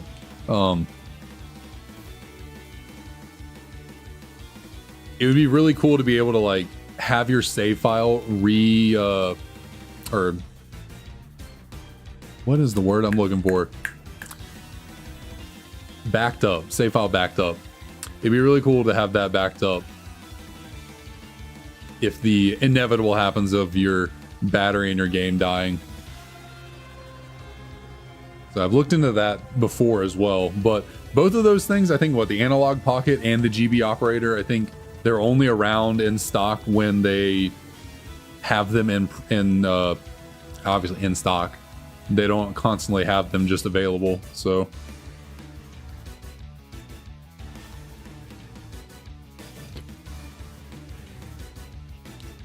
you can what do you mean theoretically? Does it not work that way or that well?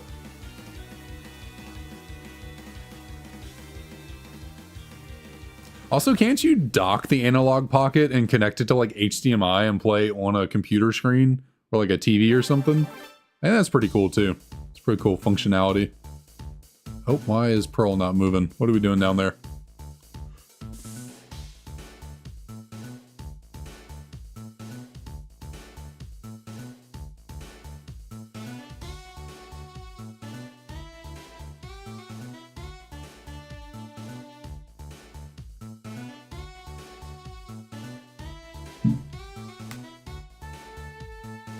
Definitely after the holidays, I should look into getting both of those, the analog pocket and the GB operator. I think those would be nice to have.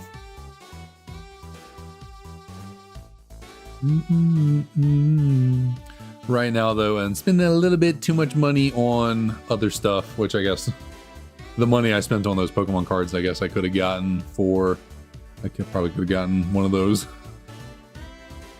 Oh well. Sometimes I be impulse buying things in person. I'm not much of an online shopper, so if stuff is only available to me online, I tend to forget about it. I don't know. I guess that's a good product of having low attention span, is that like if something's not immediately in front of me, I kind of forget it exists and don't think about buying it. So like I don't do online shopping all that much, or I don't prefer it to like in person. I like going to like see the thing and like interact with it, hold it, and, see what it's like in person before picking it up. But then that also leads to, just going out and about, seeing something and being like, ooh, shiny, let me grab that.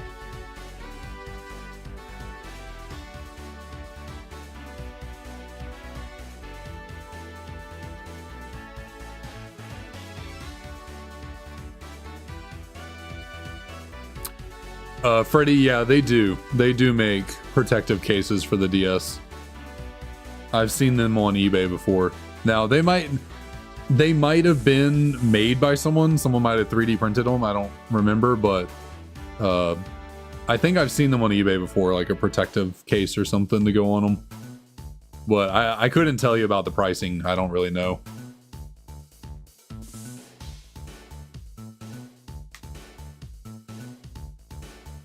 But that's cool to know about the GB or the analog pocket. You can save to the micro SD card.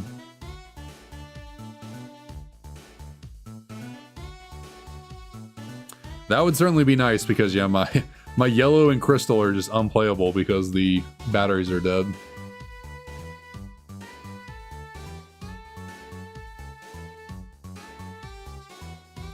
It was a real bummer when I realized my battery was dead in my yellow copy and that my saves file was gone. I tried to show it off on stream. I was like, oh, let's go check out my old copy of Pokemon Yellow and see my save state or my save file and what I had going on. I go turn the game on to show it and it's just like, new game. And I'm like, where'd my save file go? And then I realized that the battery must be dead.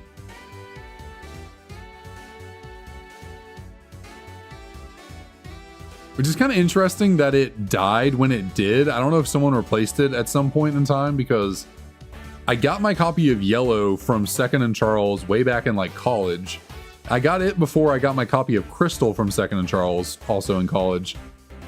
But when I got the copy of Crystal, it already had a dead battery in it, and so like it wouldn't hold a save state. But that copy of Yellow held, you know, the battery in the save state for a pretty good amount of time. Like it was good and kicking 2-3 years ago. Last time I like checked my copy of Yellow, like the save file was still there. So it died sometime rather recently. So it's like, I don't know how that copy of Crystal already had a dead battery, but the Yellow held on for like 5 more years or something.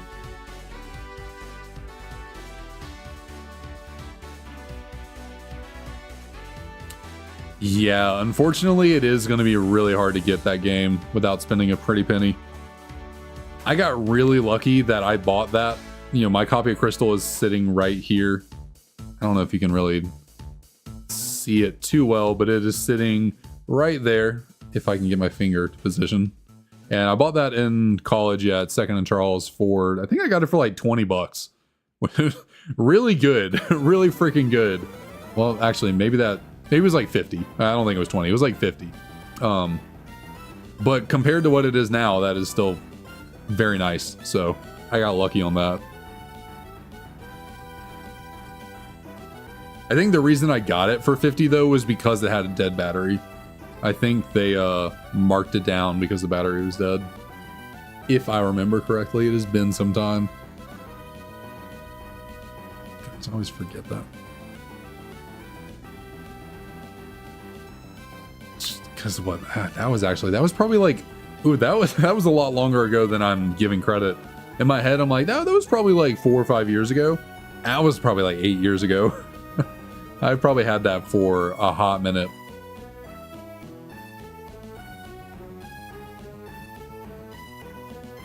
But yeah, that yeah, it was probably like a good 8 years ago. Good Lord, time just goes by too fast. I think about, you know, being in college and I'm like, oh yeah, being in college, that was just a few years ago. For me, it wasn't that long ago. I graduated 6 years ago. Like, it's a pretty decent amount of time, you know, it's over half a decade. It's been a minute. My freshman year of college was 10 years ago. It's like, oh, I feel so old.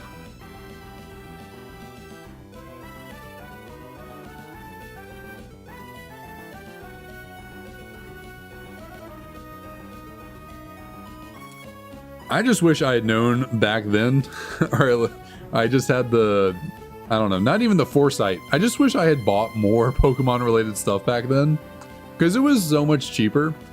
Like, obviously in college, I was not rolling in money. I'm not rolling in money now, but you know, in college, I was working food service and working like 20, 25, maybe 30 hours a week. I was not making very much money, and you know, just enough to really survive on in college, but I wish I just bought some more things here there, you know, some more Pokemon cards, some more copies of games, because the way how expensive they are now, it's really hard to justify buying them.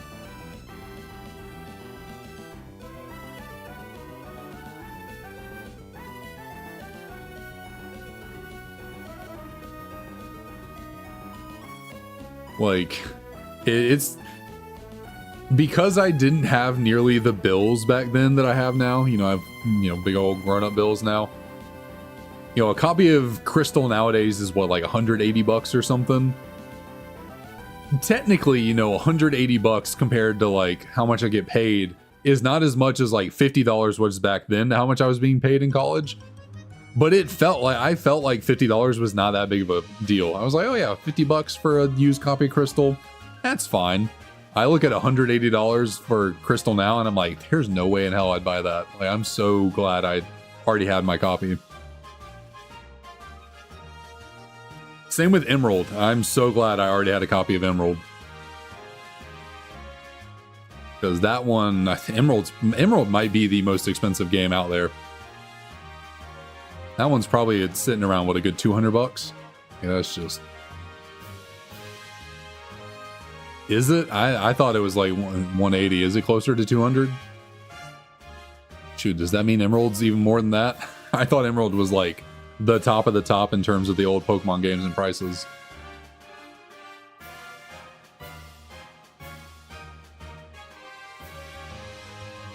Then what?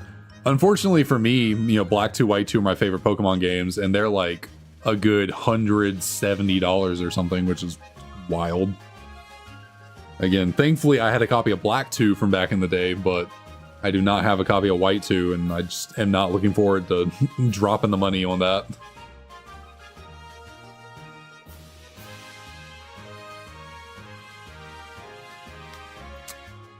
Freddie, that is a age-old question that is very hard to say.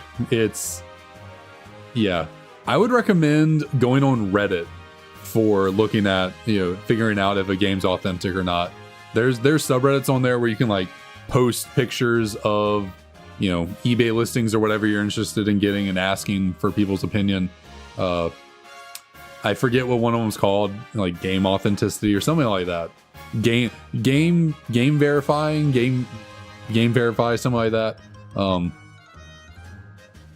There's a whole slew of things for you to look at to tell if a game's real or fake. And it can be difficult. Like, some fake games can be made really well and can look pretty real.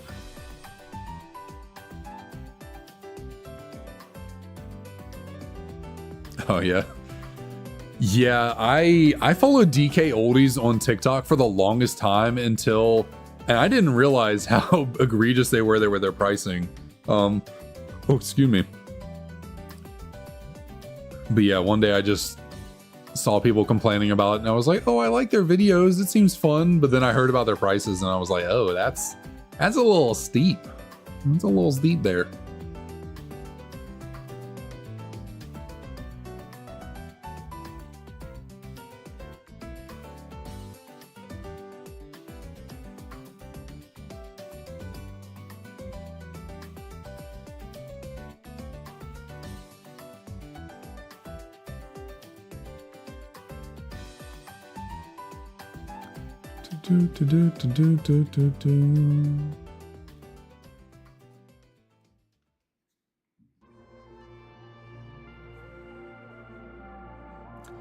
Yeah, it's always a bit unfortunate when you watch like content from someone or something and then you kind of come to find out they're maybe a little shady or like a little, maybe a bit unethical.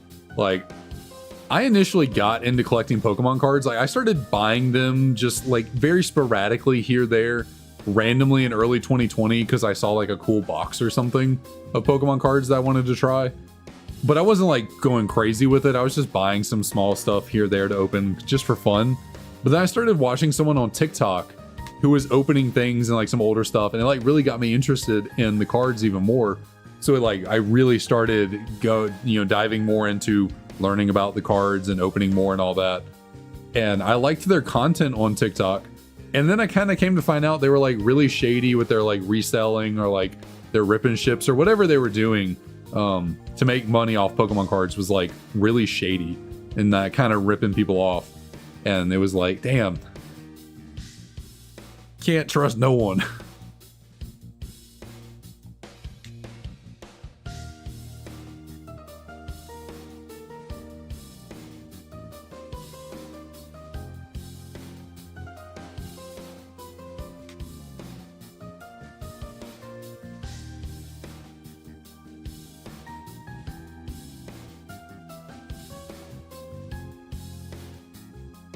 But I mean, I guess to be fair, back in 2020 and 2021, it was every other person online trying to sell Pokemon cards or do something in the Pokemon card space was shady, just doing it for money. There were quite a number of bad actors at the time doing whatever they could to make as much money as possible off the fact that cards were blowing up in price.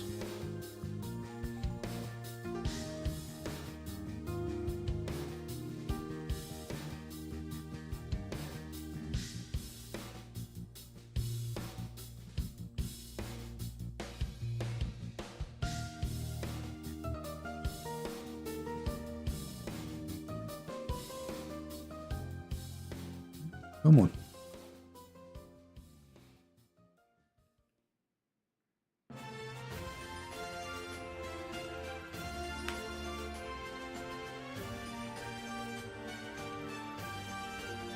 So what? We're about 2 hours deep into the stream. Still, I mean, can't complain. We're pretty early on in this hunt still, so definitely no complaining.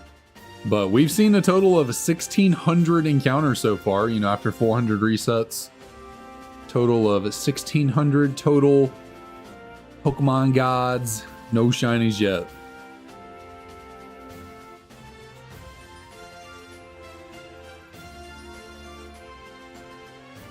I mean, shoot, at the pace we're able to pump out these encounters, you know, these resets, I'm just so optimistic that we'll get, you know, shinies a lot more quickly than we were going with Tepig. I just feel like Tepig's going to be an outlier, you know? Like, the Tepig hunt's taking forever, but everything else is going to be, like, you know, fine and dandy.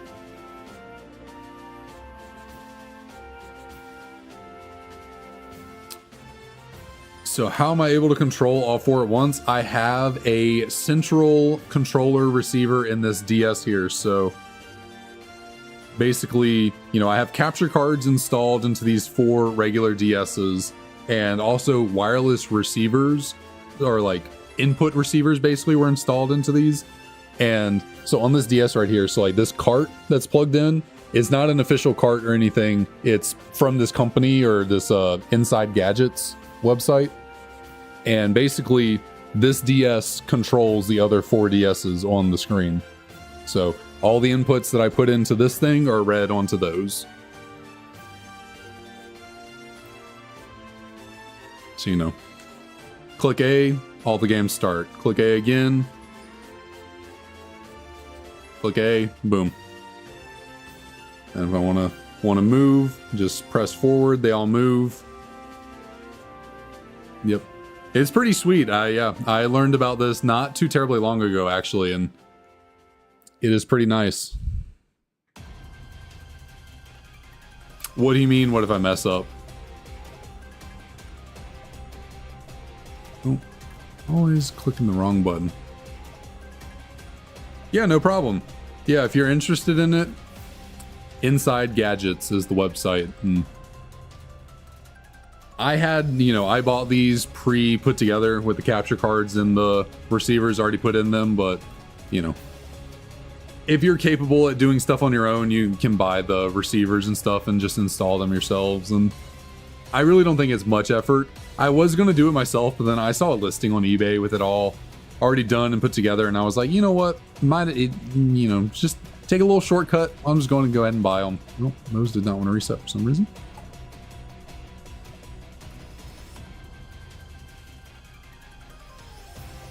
What you got, Freddy? What you got?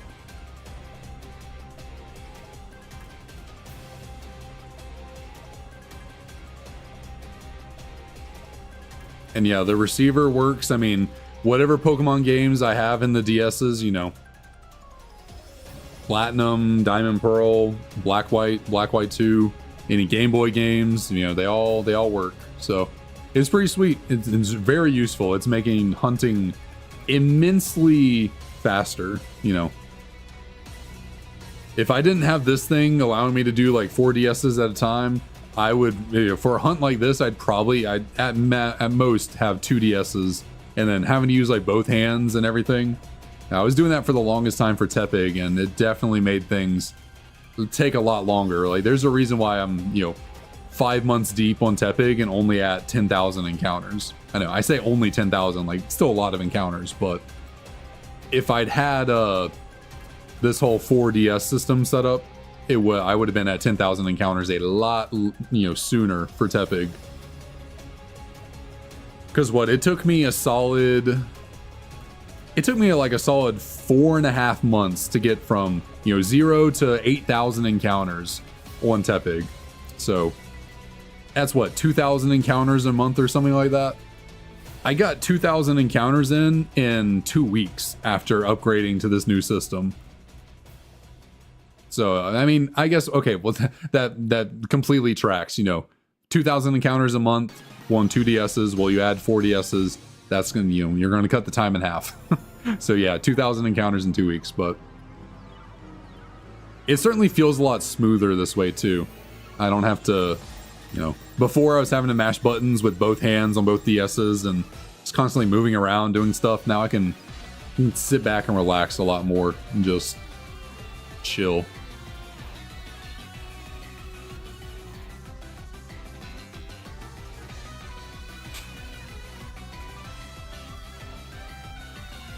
And also it looks a lot better. I had a webcam just pointed at my desk, and like, it was a little bit difficult to get the games to show up as optimally as I wanted to, and there I had to like angle them, and yeah. I think I did good for what I had, but I am very satisfied with the way things have turned out since I upgraded to the capture cards in the wireless receiver.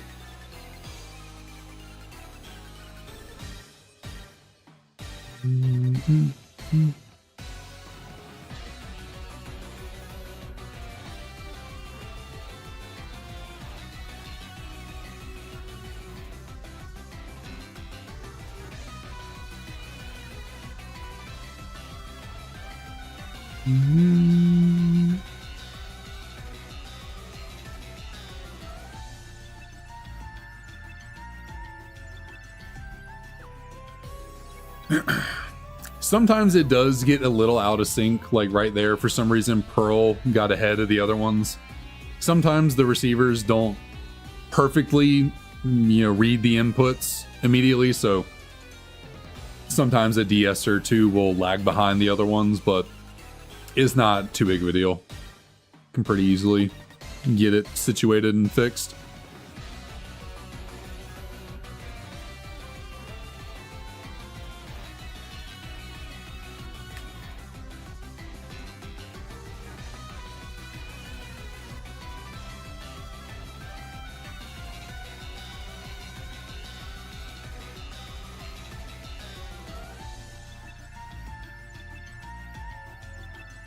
Be really nice for Arceus here if you could just like save kind of in front of him. Like, the cutscene has you stop for a second in front of him and then keep going. I kind of wish it would just like fully stop and you could just save right there. And then once you started walking forward yourself, that's when the encounter would pick up and continue. It would save the most minuscule amount of time for every reset, but it'd be nice. Because I kind of just got to sit here and stare at the screen for a second while the player stops and then keeps going again. Also, you have to save the game all the way here on the step, because once you move up here to the top, they start going. Oh, I forgot it. You have to get Giratina into place though.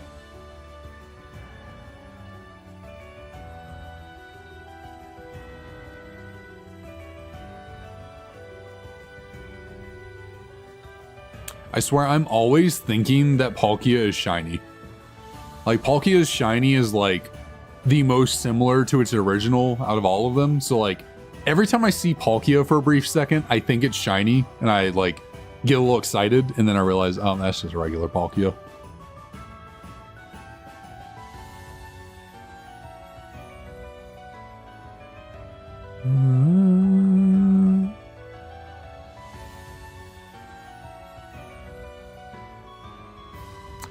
You know what I really need to do for this hunt? I need to find my... I do have that, right? Yeah, I'm pretty sure I do. I have a shiny Arceus Pokemon card. I really need to find that and pull it out, because like, I have the shiny Emboar on the microphone for the Tepig hunt, Whenever I actually have a shiny Pokemon card, I should really make sure to remember to put it up here. I need to go find that. It's somewhere around here.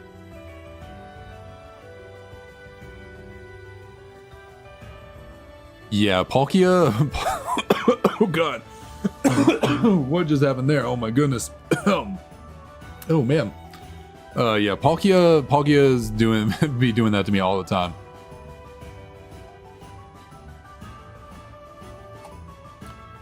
Let's see. There's also a. Oh yeah, there's a reason why I wait a second. A lot of people are really quick with their resets. It's like the second they see all the Pokemon on the screen and they're like, you know, they know it's not a shiny, they reset. I always let it load a little bit. Like, I don't immediately click the reset, because knowing me, if I get into the habit of just clicking the reset immediately, oh, I gotta move Giratina up a little bit more. If I get into the habit, like, I will reset over a shiny, and I do not want that happening. So like, I am fine with just letting things load for a second and looking and being like, okay, no shiny, then reset. I've too many times seen people get into the groove where like they're just resetting as fast as they can to really pump out the encounters, and then they run into a shiny and just reset over it because they've gotten so in the zone of doing that. And I don't want that. I do not want that. Like, I've failed cute charm glitch shinies, and those feel a little bad sometimes, because like even those can take a second to find, even though it's like a 20% encounter rate. And it's like, you know, if it's disappointing to fail a shiny, then imagine how disappointing it would be to fail a shiny here at full odds.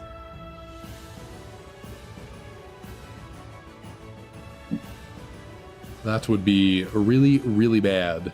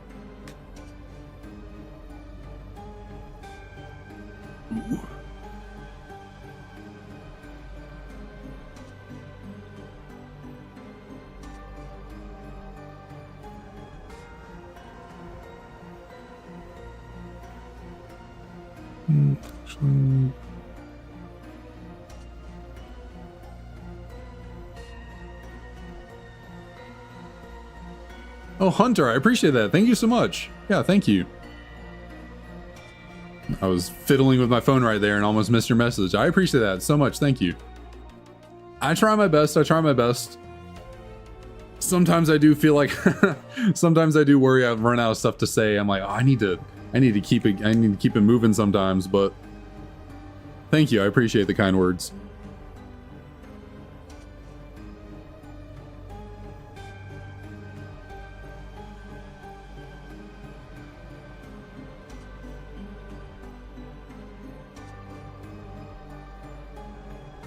It is getting late though. Whenever it starts drifting into the like plus 2 hours into the stream, that's when I start my energy does start to dip a little bit. I truly do not understand how some people stream for like 6, 7, 8 like plus hours. Like, it is, I don't understand how people do that.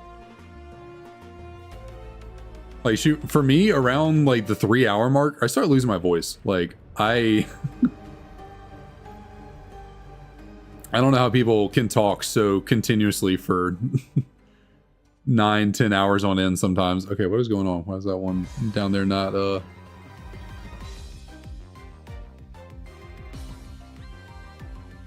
why is that taking forever? Yeah, Gohan, I don't really watch streamers much myself. I've never been much of a stream watcher. If I watch anything stream related, it's typically stream VODs in my free time. I do occasionally watch some streams here or there, but it's not super common. Yeah, no worries. I completely understand. It is getting late, so if you gotta fall asleep, yeah, get some shut eye for sure. I am certainly a really bad I'm really bad about that. I force myself to stay up too long sometimes. Like last night I stayed up till like 2:30 for no reason. I really should have gone to bed earlier. I was watching YouTube, then I got in like the zone of working on graphics and stuff for the channel, and then just also then getting on TikTok. Like I was just all over the place. 2:30 came around and I was like, bro, you really need to go to bed. What are you doing?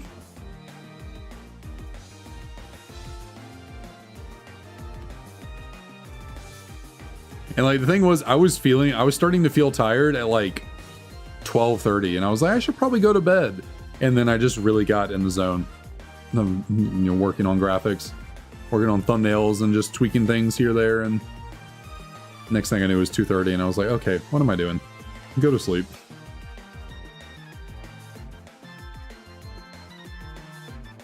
Yeah, I stream 4 days a week.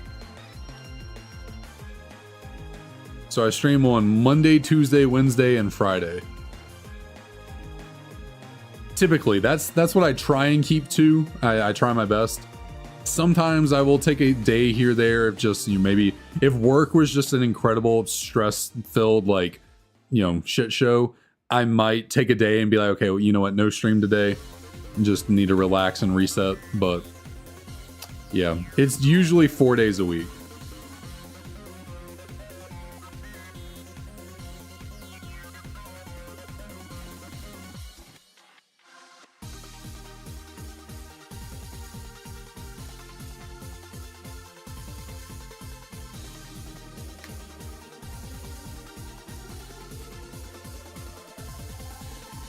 Yeah, Hunter, that's real clutch, because those are some pricey games now. Like you're probably looking, what, combined on those two, you're probably looking a clean like 350, probably 300, 350. Like those are some expensive games for sure.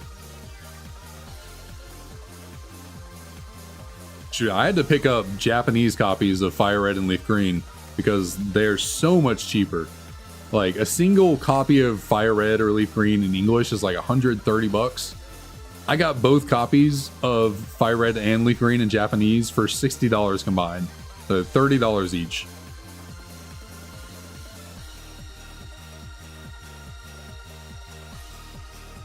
I got a copy of Japanese Platinum for like 40 bucks. Like it's so much cheaper than English copies. I got Japanese Diamond and Pearl for $10 each. 10.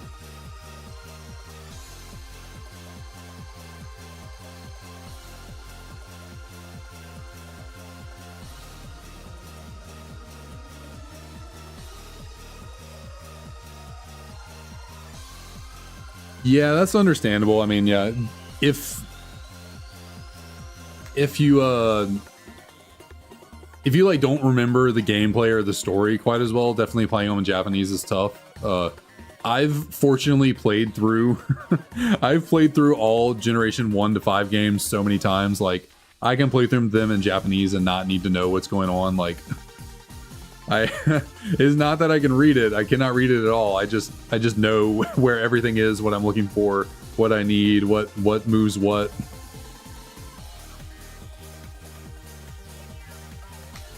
But yeah, they are significant. I think one is like desirability. I think the English copies are more collectible.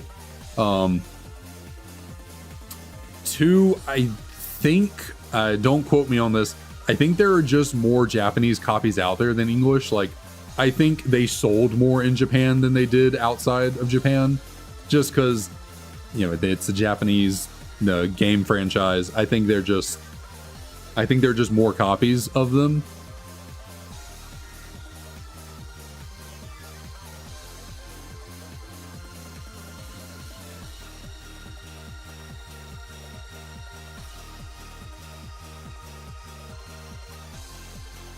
But outside, really, those two things are like speculative reasons. They could be.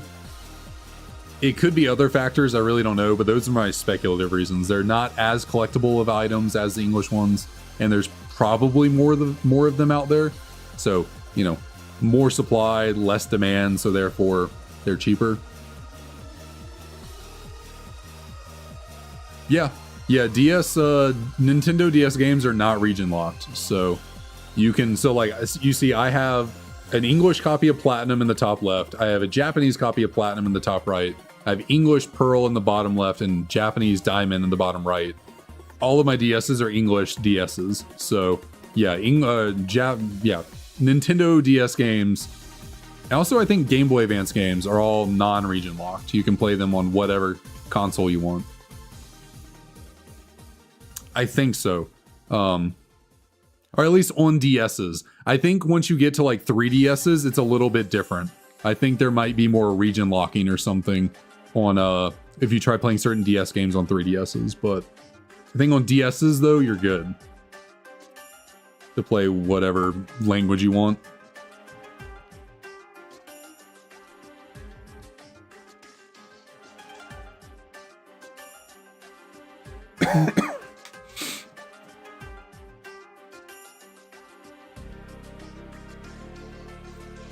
Yeah, you can play Japanese games on your DS. Yeah, you're good. 3DS, maybe not. Regular DS, your DS Lite, yeah, you're good to play Japanese games on it.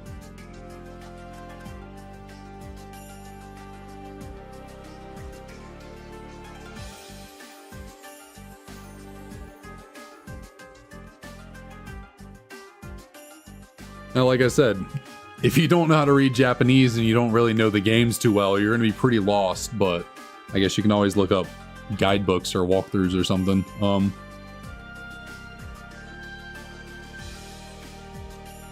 Yep, Japanese Black 2. I have copies of Japanese Black 2 and White 2, and I can use them on all my DSs perfectly fine.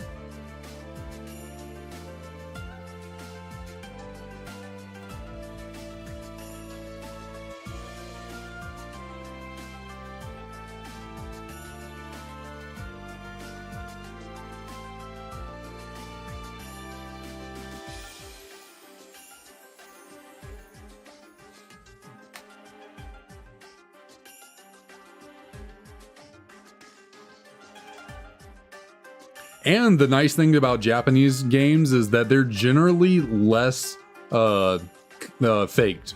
Like, you're not as likely to come across fake Japanese games as you are English ones. So you typically have to worry less about Japanese copies being real. Oh, man. Or I guess you have to worry less about them being fake. You're more sound and safe in knowing that they're legit, because because they're not as collectible and they don't cost as much money, there's less reason to fake the copies. But also, I'm pretty sure Japan is like really strict on that stuff, like legally. Like, they are like really strict about reproducing games like that. Like, it's very much against the law, I believe.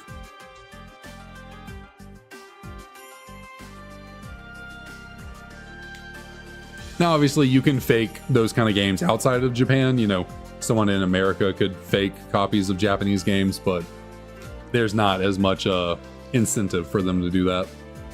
All right, Gohan, thanks for dropping on by, and thanks for checking out the stream. I really appreciate it.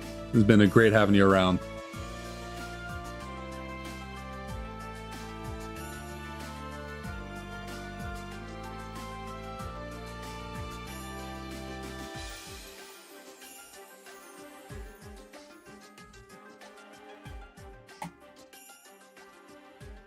$215, nice.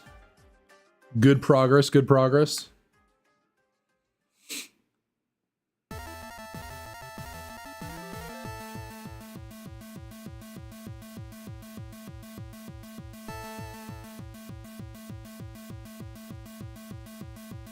All right, yeah, sounds great. Appreciate it. Yeah, I'll be Monday, Tuesday, Wednesday, and then Friday. generally always start around 8 p.m. Eastern time. I started a little later today. I was kind of feeling like pushing it back to 9. Normally would start at like 8.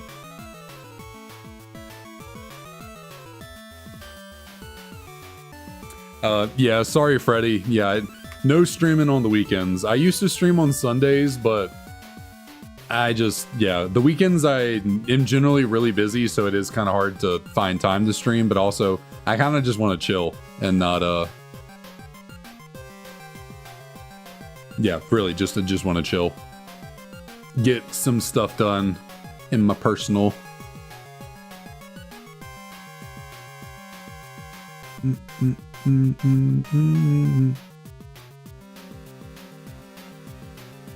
Yeah, I hope so. But it sounds like you got a good reputable seller, so I imagine you'll find that DS a lot more satisfactory than the other one.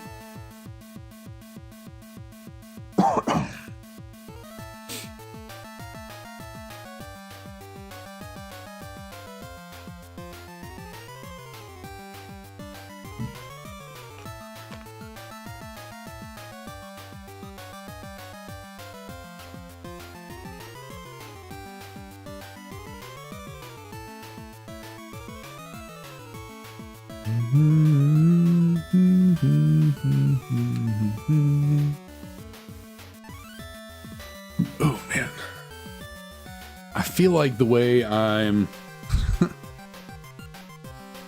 of struggling to get comfortable right now. Also looking at the time and everything, I think I might. I was hoping to go until 500 resets tonight.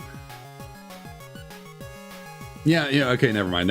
I was gonna say, I might call it a day at 450 and not go to 500, but nah, I can't wimp out like that. I gotta keep pushing. It's only 50, like, the resets don't take that long. Like, we're good. I can push through until 500 resets. I was thinking like, oh, I'm getting a little uncomfortable. I kind of want to go to bed. Nah, I can't have that weak mentality when trying to capture a legendary god. I gotta keep pushing. And by pushing, I mean sit back in my chair as lazily as possible and press one button a bunch. I'm not really doing all that much.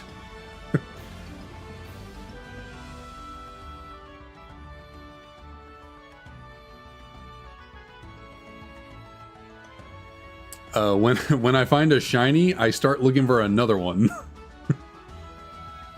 So yeah, whichever one of these shines first, we obviously catch them. I have a Master Ball in every single game, so...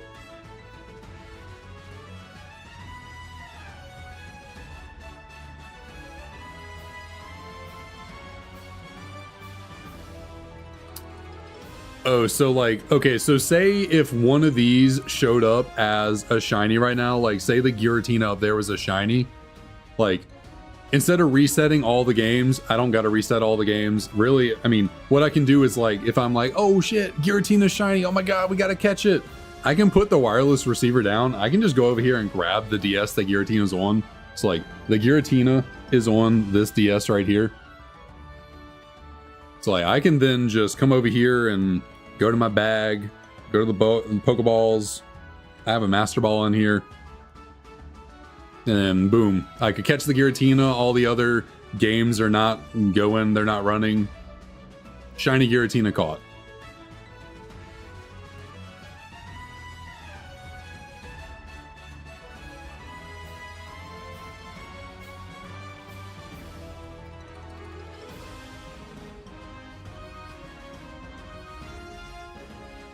So yeah, like everything that's going on here, I completely control. Like, you know, the resets, everything, you know, all the inputs on all the DSs, like this thing I'm completely in control over. So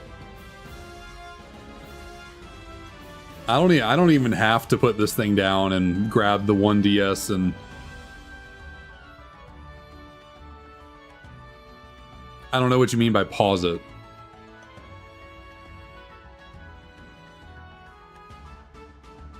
There's nothing to pause. I'm not really sure what you mean.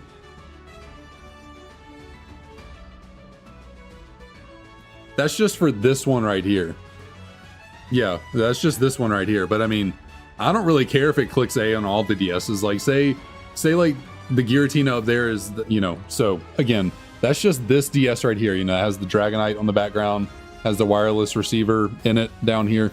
That's just on this DS. Like if I want to control only one of them at a time, like I said, I can grab the other DS that the Giratina is actually on, that's plugged into my computer, and then I can operate this game by itself. Like I don't have to use the wireless controller. I can use, you know, this game on its own. But also, like, if I wanted to, like, screw the other 3 legendaries. Like, whatever happens to them doesn't matter. If Giratina is shiny, then, like, I can use this controller to, like, do everything on all 4 screens, and it doesn't matter. Like, as long as I get the shiny Giratina, like, it's cool.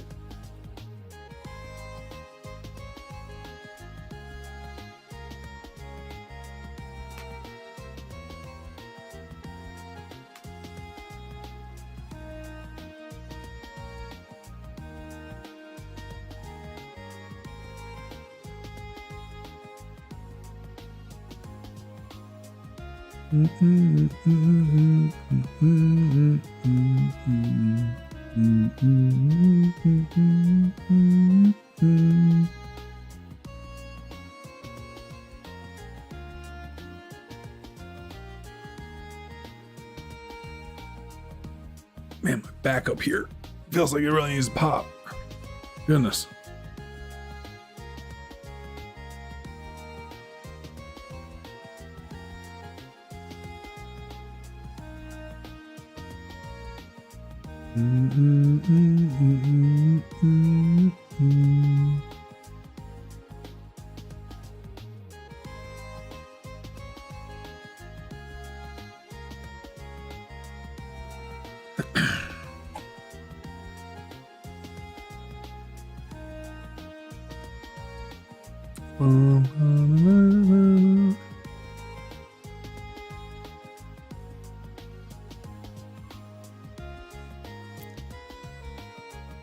So Freddy, you seem pretty new to the whole shiny hunting deal. What got you into it? What got you thinking about shiny hunting?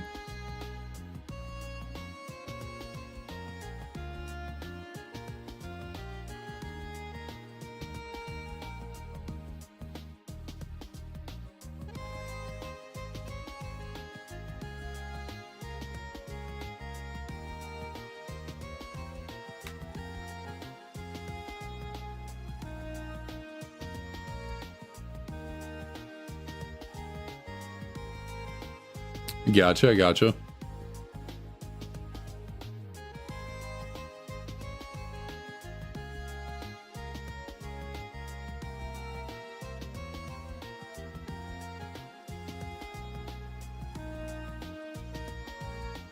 Just so you said you're soft resetting for a Trico in Omega Ruby. So you have you obviously have a 3DS.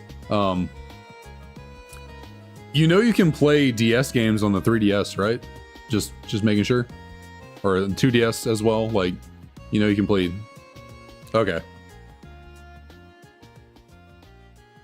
I got it. I just wanted to make sure. I wasn't sure.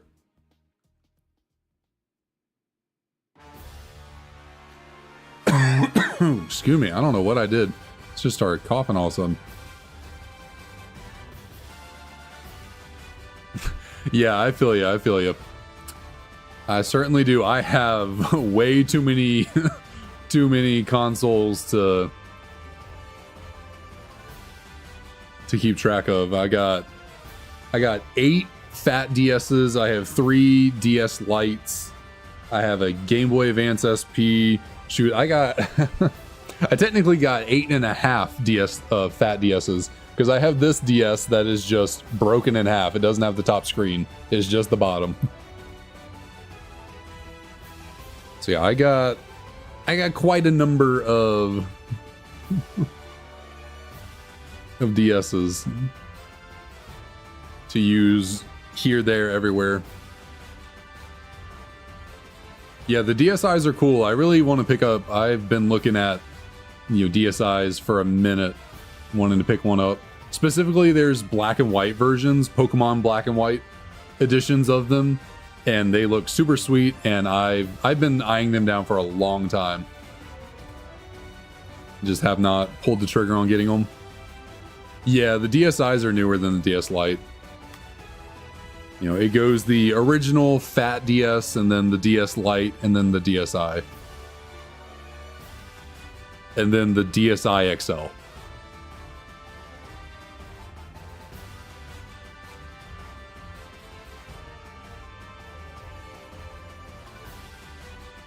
Which, that in particular is, when there is a DSi XL, right? Or am I thinking of a 3DS XL? Pretty sure DSi has an XL version.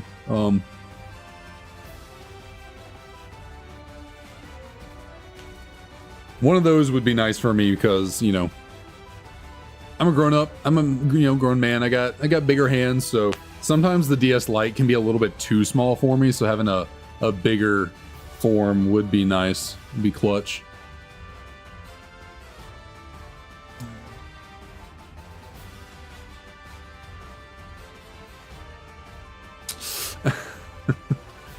I've certainly been there with the video game rage. I've certainly been there in the past. Yeah.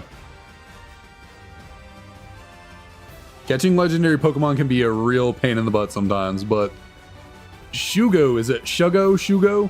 What's up? How's it going? But nice, you got the black and white DSi. That's sick. Got the black one. Nice.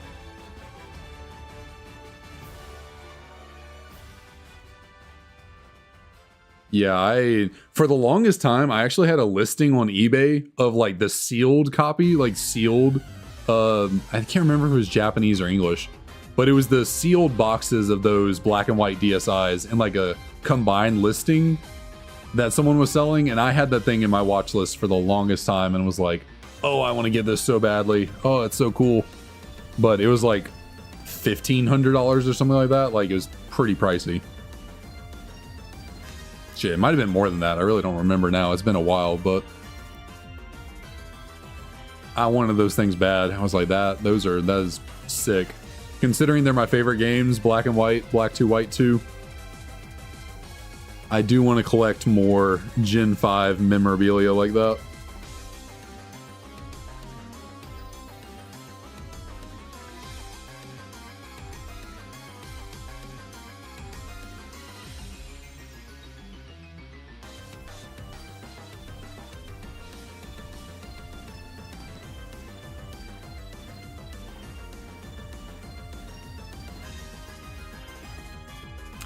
Wait, you traded your 2DS XL for a Batman fidget spinner, or someone gave you a 2DS XL for a Batman fidget spinner?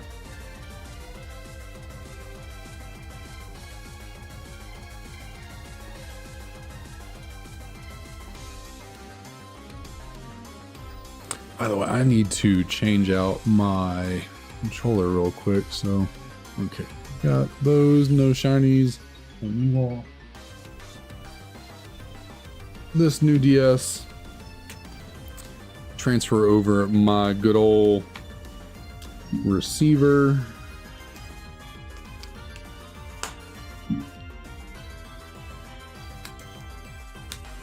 All right, back up and loaded and running. You found a fidget spinner and it was Batman 1.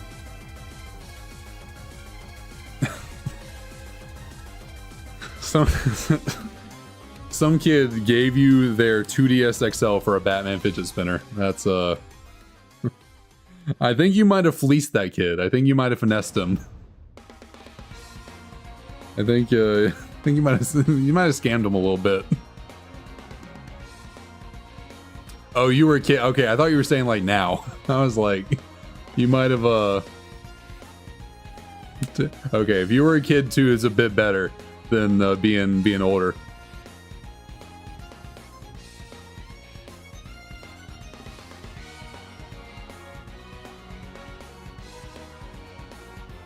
Shugo, I feel that too. I feel that every month. I feel that. I'm like, these damn bills. I want to buy more Pokemon cards or Pokemon stuff. I don't want to pay rent anymore. Come on. I feel that.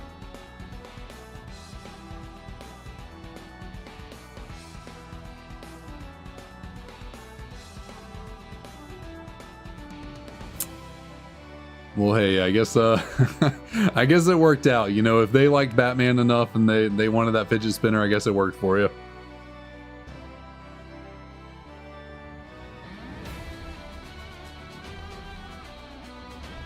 It's a special edition 2DS as well.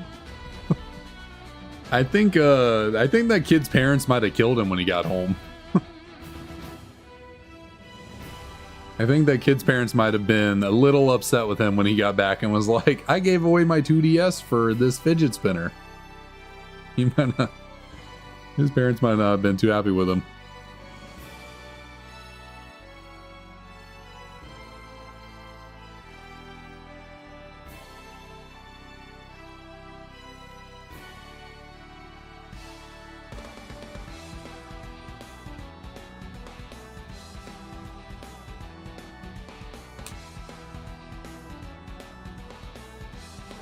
I know my parents would have.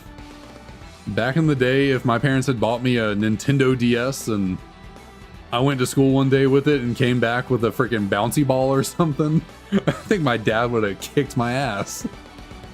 I think I would have had to go to school the next day crying like, dude, can you give me my DS back? My dad's mad at me. Like... Crut, what up, what up? How's it going?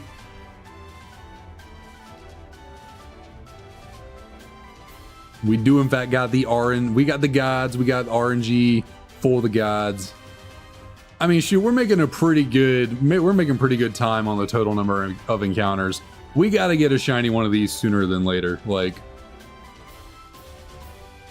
we're going to end this stream with, do math, 2,000 total encounters. Like after only 2 streams having 2,000 total encounters, like that's pretty solid.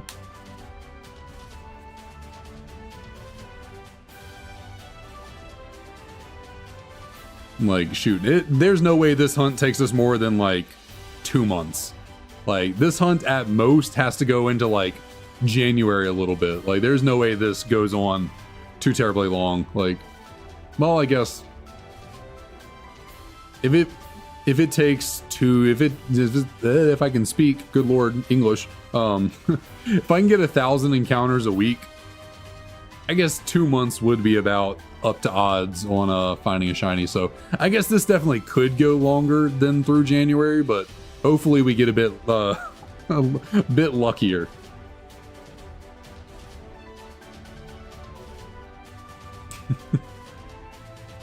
Yeah, freaking Tepig over here is like, shoot, let's go for a year. Tepig said 6 months, not long enough. Let's go a year.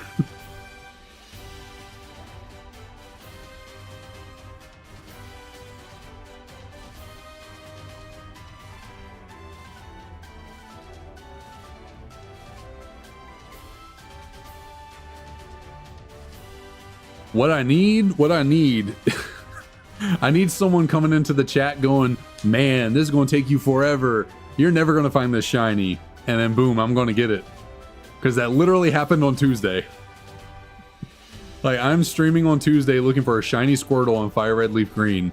Someone comes into the chat and goes, bro, you know shiny hunting takes forever, right? Like, this is going to take you a really long time.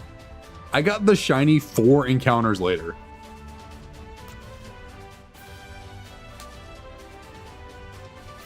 Like that was too good of timing. Like bro really came into the chat saying this is gonna take you a long time, and it took 3 minutes.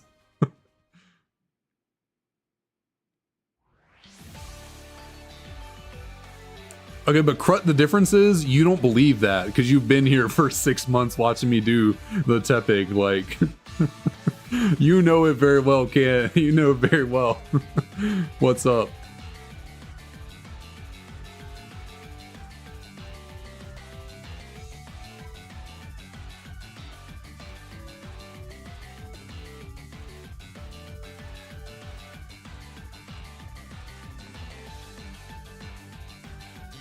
Freddy, you never played a Mega Ruby before? I put some hours into a Mega Ruby back in the day.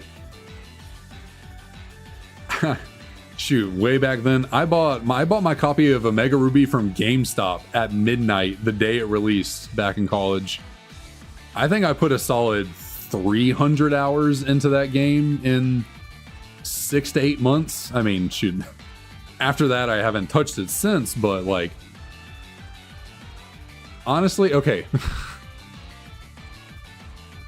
I don't want to do this. Let me hold on 1 second.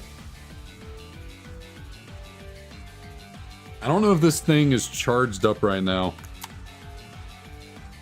I've thought about doing this for a while, but I never did. This is charged, right? Okay. I'm gonna show y'all my save state of Omega Ruby from 10 years ago.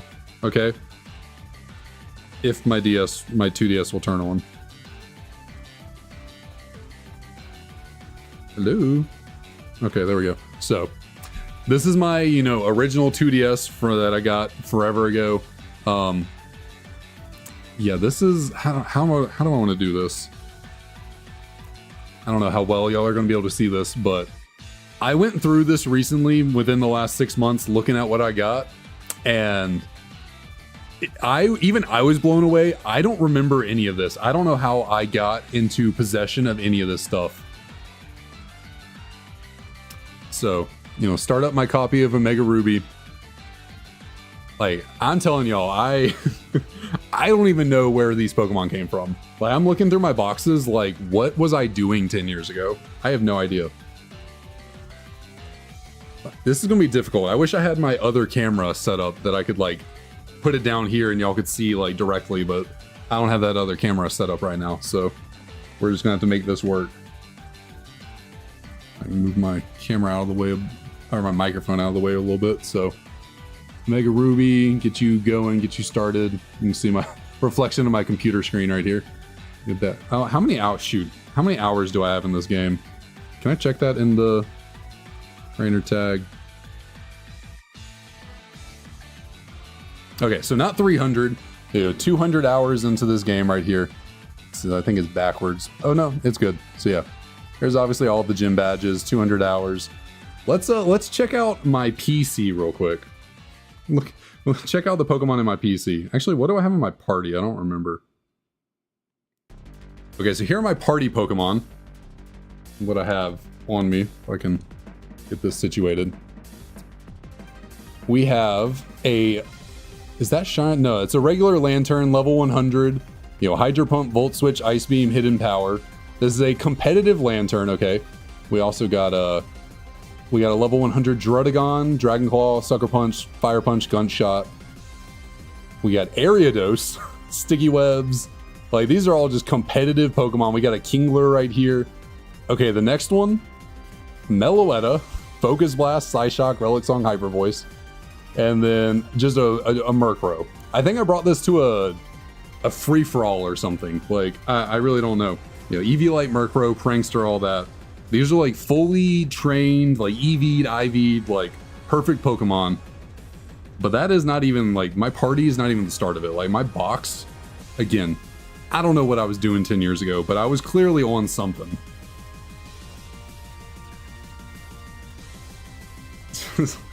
Just before I get in, just look at the Pokemon in box number 1, if it wants to focus.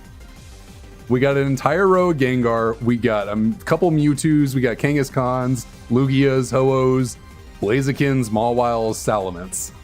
That's box number 1.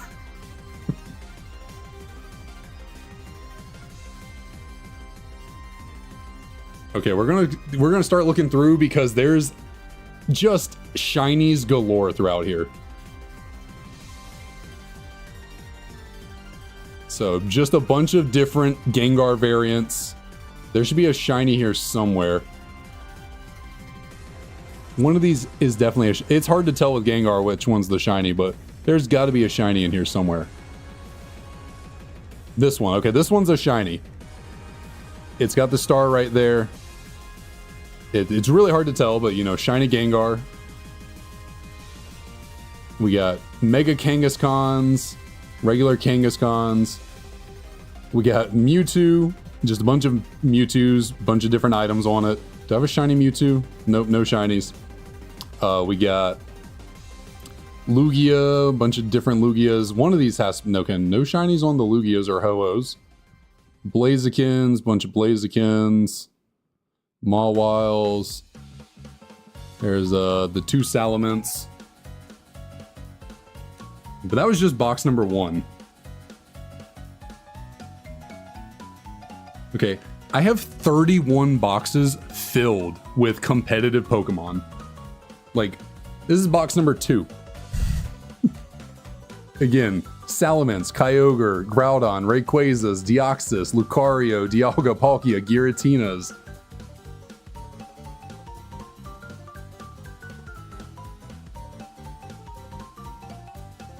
Like, some of these have to be shiny. So there's Kyogre, more Kyogres, Groudons, Rayquaza. One of these Rayquazas, yep, shiny Rayquaza. Got a shiny Rayquaza, Life Orb, all the great stuff. More Rayquazas, Deoxys. A shiny Lucario, regular Lucarios, Dialga, shiny Dialga, literally what we're looking for right now. I technically already have. Got a shiny Dialga. We got Palkia, let's see. Oh, one of these has to be, this is shiny Palkia, I'm pretty sure. Yep, shiny Palkia. Shiny Giratina, just hanging out. Just origin form Giratinas, like regular Giratina. Again, I don't know where any of these Pokemon came from. I don't remember at all. They're just in this game and I'm like, what was I doing? I do not remember. This was 10 years ago. Let's see. We got a bunch of Darkrai's in here, like Shaman, Arceus galore. Like literally every type of Arceus I have in here. Reshiram's, Zekrom's. I got a shiny Genesect just hanging out in here. Japanese shiny Genesect. And Kyurem fusions, Greninjas, shiny Greninja.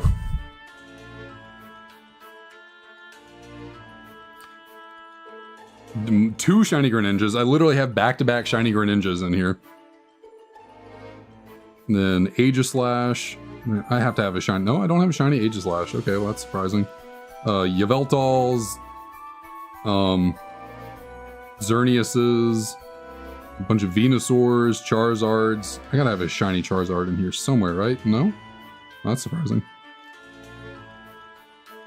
Like, I just had, like, this Chansey has Pokerus. I have a Chansey in here with Pokerus. Come on, focus. Like, I got Pokerus on the Chansey just randomly in here.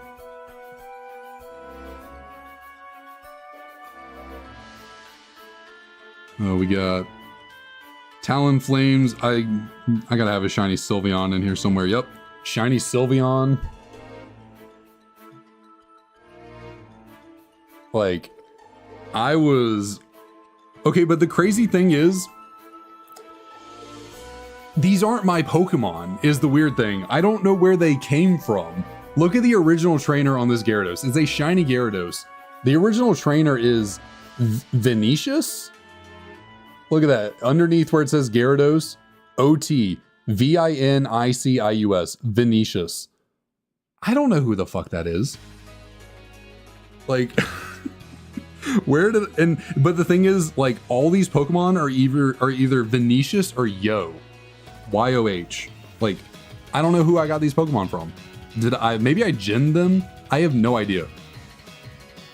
I think the shiny, like, legendaries though, the Dialga, yeah. The Dialga, Palkia, Giratina, shiny legendaries, those are mine that I got at an event at, I think it was GameStop. Like the summer 2023 GameStop event. Like, I'm pretty sure, yeah, this is like a legit shiny Giratina I got as an event from GameStop back in the day. But I think a lot of these were like, I don't know. I don't know where they came from. Someone created them and gave them to me or something. Shiny Dragonite. My boy, shiny Dragonite. But again, OT, Vinicius. I got a regular Mew. shoot, this might be, I think this is a Japanese event Mew. I don't know where I got it from. I don't know who's, I don't know, that trainer ID, no idea.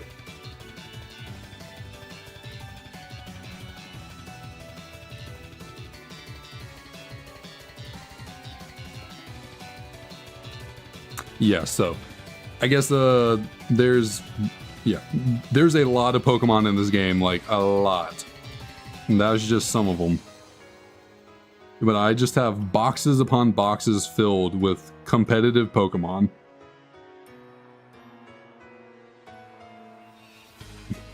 Two shiny Metagross in here.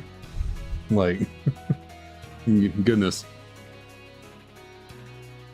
Okay, yeah, so just a little bit of a detour looking at this copy of Omega Ruby that is just overloaded with too much stuff that I do not remember where I got it from.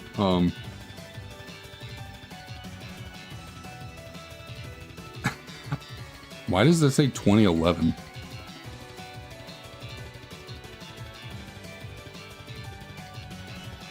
Okay, something. The game says last saved on 2011. This game came out in like 2014.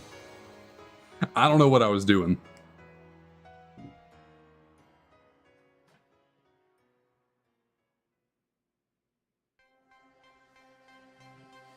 All right, got a little distracted there. My bad, my bad.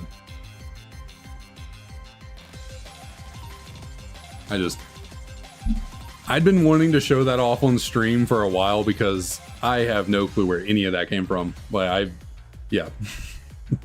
I was on something 10 years ago. I was doing something. Maybe it was a little bit illegal in the sense of, like, you know, I don't think I bred for all those Pokemon. I definitely did breed some competitive Pokemon here or there, but like all the ones in there from Venetius or Yo for their trainer ID, like, yeah, I don't know if I ginned those or someone else ginned them for me, but there are some scattered throughout here there that are actually legit, like the shiny legendaries I showed. I think there's also, I have shiny Raikou, Entei, and Suicune in there from a GameStop event that I did back in the day. And then, if I remember correctly, at the end of the boxes, there's some shiny Pokemon that I know that I shiny hunted for that are, you know, back there. But yeah, there's just that game is overloaded with Pokemon.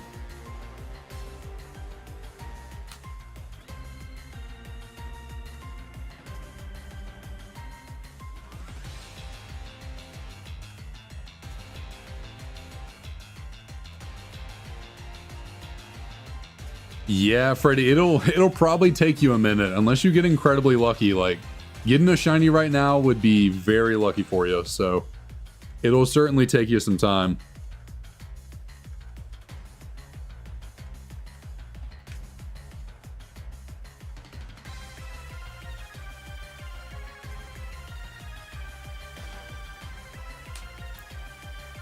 Your chances are 1 in 4,096. So, you know. Here, I'll do the math for you. 1 divided by 4,096. So, every Trico that you see has a 0.00024% chance of being shiny. So yeah, that is, you have very low odds of finding a shiny every single time. But it could be worse. Because, yeah, my odds are 0.00012. So half as bad.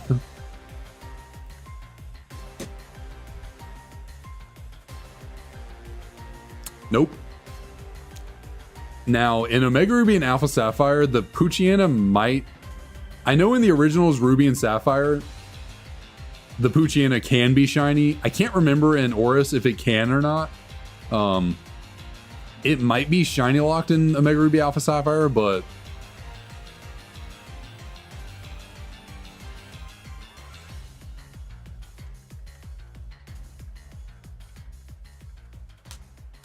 I don't know what you mean, right?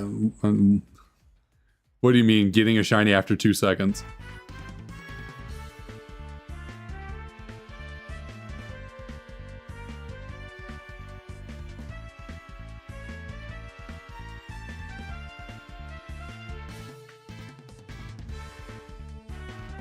Nah, that's not how that works. That's, well, I mean, I guess in the original Ruby, Sapphire, and Emerald, like, getting a shiny with RNG can be, like, manipulated. But I mean, in Omega Ruby Alpha Sapphire, like, I don't think there's really anything, like...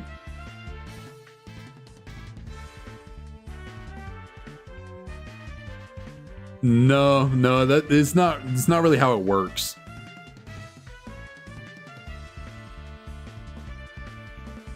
Like, shinies appearing doesn't mean like more shinies are to come or anything like that. Like, it's all just random chance. Like, there's a, yeah.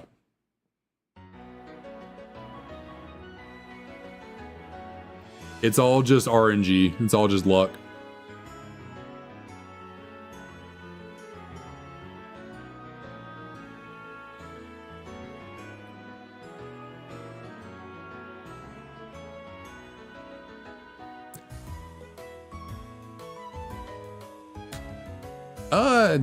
I don't think so. I mean, they should just drop it off in your mailbox or something, or put it at the front doorstep. But I guess it depends on how the seller ships it to you. But nah, I imagine they'll just drop it off and you're good to go pick it up from the mailbox or whatever whenever. They'll just deliver it to whatever address you gave, and then yeah, you just gotta go get it from your mailbox.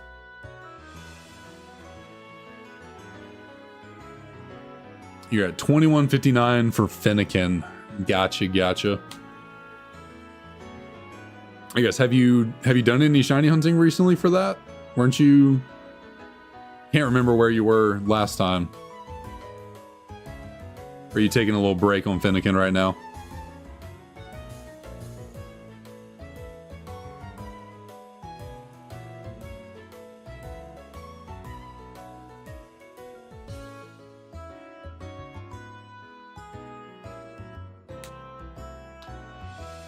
But yeah, certainly the soft reset for the starters in X and Y, that is too much for me. Like, that is a shiny hunt. I ain't ever doing that. That is way too much. So, big kudos to Shadow for putting up with that, because yeah, that is a long cutscene.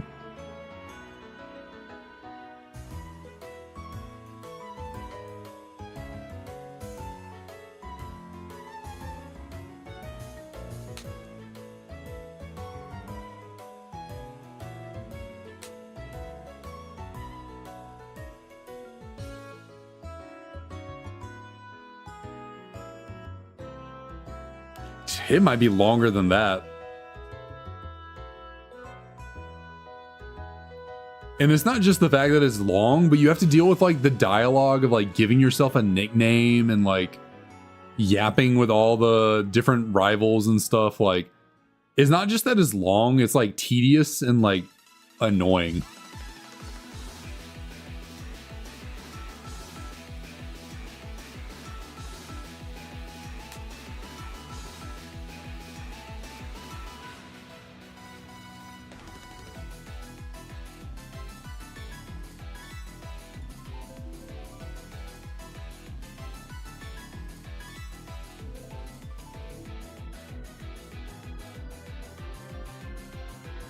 But then what? I mean, after you get the starter, you can just immediately check your party, right? Like, you don't have to go into the battle with Shauna. You can just go check out your Pokemon. If it's not shiny, you just reset.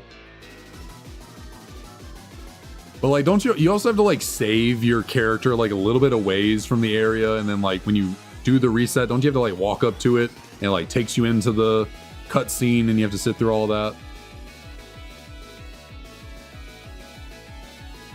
Just like it's just a lot. It's just a lot for the reset, I feel like.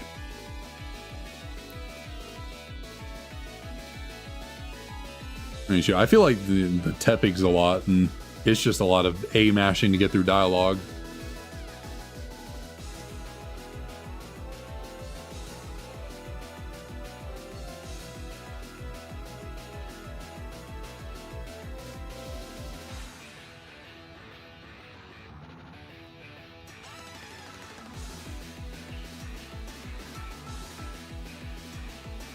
That's why so far Heart Gold Soul Silver has been my favorite hunt that we've done, because good lord, talk about a quick and efficient reset.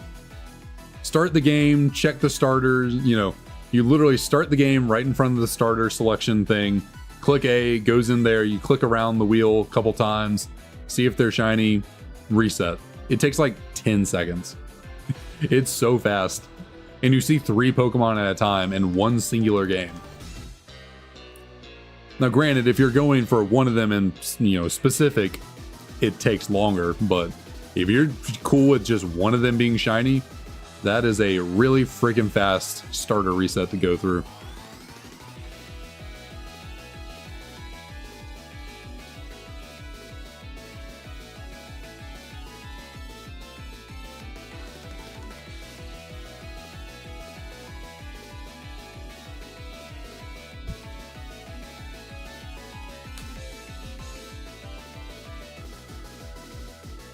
I'm just looking forward to the day when I can start doing more like quick resets like that, because most of the ones I have planned or I've been doing, there's like some level of a cutscene or dialogue or something you got to do to get, you know, to check the shiny to see it.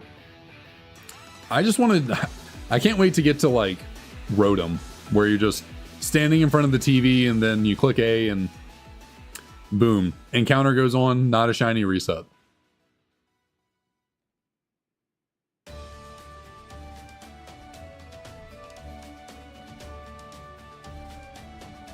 Oh, I got a little Leo coming to visit me. Hello. What you doing, baby boy, huh? What's up? What's up? Are you sleeping out there with Rai Rai? Oh. What's up, buddy? You want to say hello? Hello? Oh, hello. Goodness. You nose booped all over my glasses. You want to say hello? You been good out there? You just sleeping away? No, what'd you smell? Huh? What you doing? You want to get down?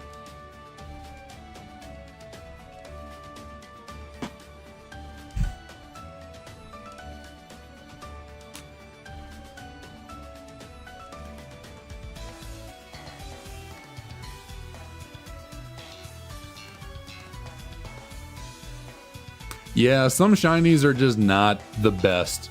Some shinies are definitely, not all shinies are created equal, that is for sure. But yeah, I got 2 dogs. I got 2 little dachshunds. That one was Leo, the little golden one, and then I have a Dapple, which is like, he's mostly brown, like, yeah, black and brown. He has a little bit of gray here there, but he's not like the most insanely Dapple dachshund out there.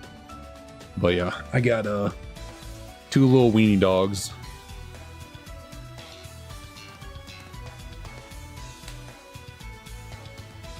Hopefully he's good out there. I'm pretty close to being done, you know, with these resets. We only got 18 more to go until 500, so like, I don't really see a point in taking a break. Just keep going. But he might, he's probably fine. I think he's good. Well, he's probably just sleeping.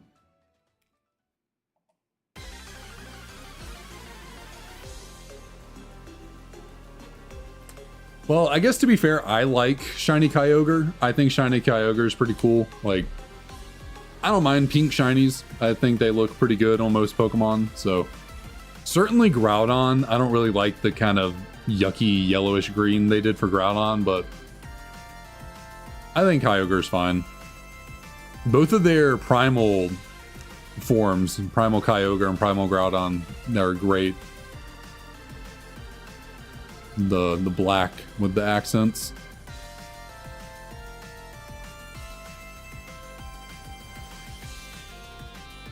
Let me clean my glasses.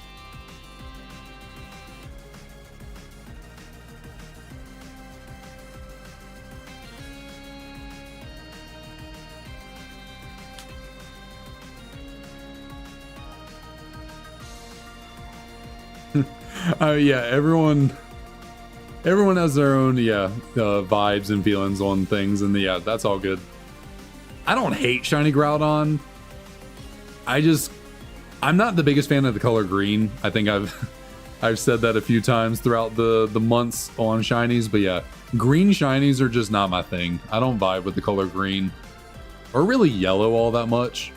Those are just not two colors in my color palette.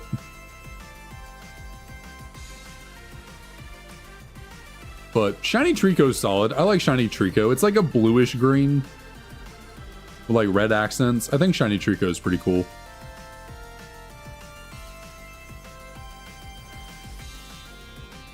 But then there are some green shinies that I do like. You know, I like, Scizor. Scizor is a good green shiny. I think it works for Scizor.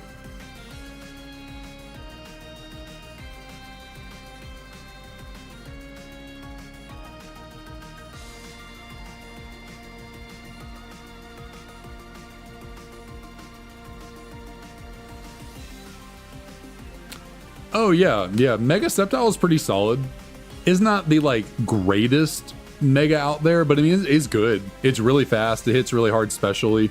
It's a grass dragon type, so it's really cool. I like it. Certainly not bad by any means.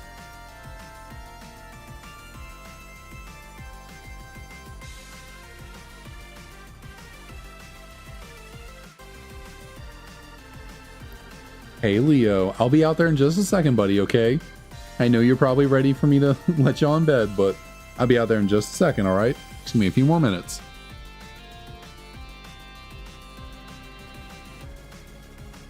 I know, baby, I know. Just 1 second.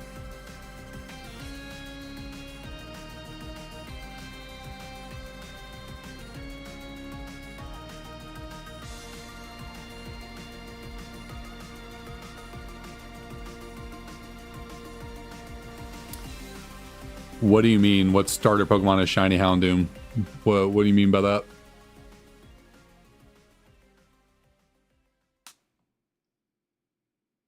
Oh, Houndour. So, Houndour. Houndour.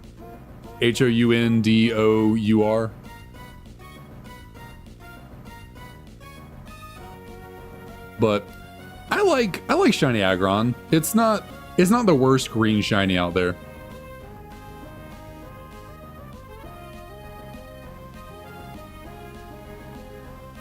It's a Houndour. It's spelled Houndour. So, very similar name to Houndoom, but just Houndour. Something like that. I don't know how you're technically supposed to pronounce it. But yeah, that's the base form of Houndoom.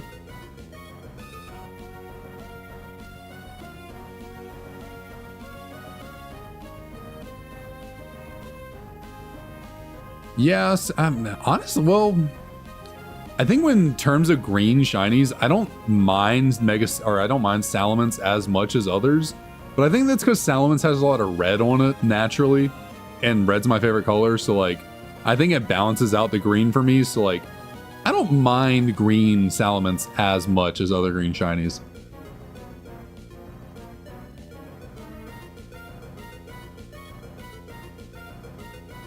And at least it's like a light green. It's like the darker greens that don't vibe with me as much.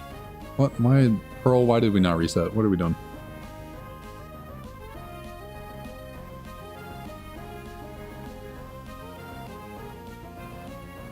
I will say in situations like that where one of the games doesn't reset and I gotta reset all of them again, I do get paranoid and worried, like, well, what if there was going to be a shiny on the other games and I just reset and now I don't get a shiny? I mean, there's no way of knowing, so it doesn't really matter, but I do think that occasionally, like, oh, what if I just reset and there was supposed to be a shiny there?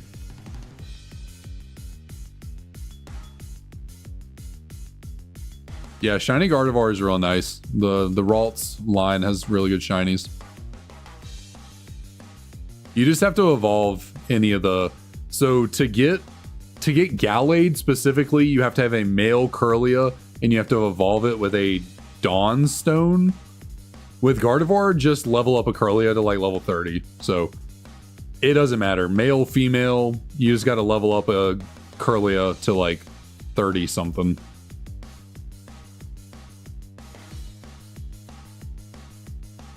It's Gallade that you gotta do special stuff to get. So Ralts would be the one for Gardevoir. The first stage is Ralts. And that Pokemon can be caught pretty early in the game, so if you wanted to shiny hunt for Ralts, you could do it pretty early on. Try using the website called Bulbapedia.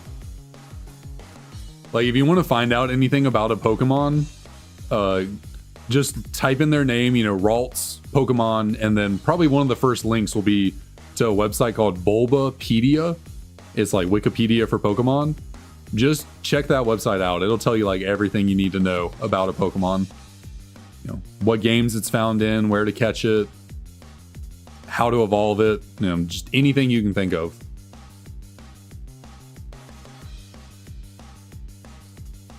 Shoot, it'll tell you where they appeared in the anime. It'll tell you what Pokemon cards they have made of it. Like, Bulbapedia will tell you just about everything you could ever hope to know about a Pokemon. Yep, just like that. It's one word, but yeah, just like that.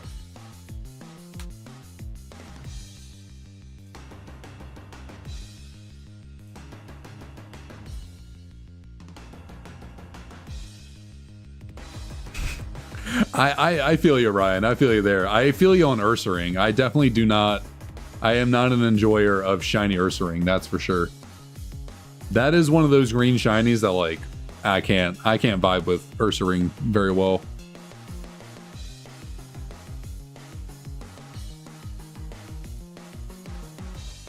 And then when you see the shiny they gave Ursaluna, it's just like, oh, so you can give it a good shiny. You just didn't. Because Ursaluna's great. Ursaluna's cool.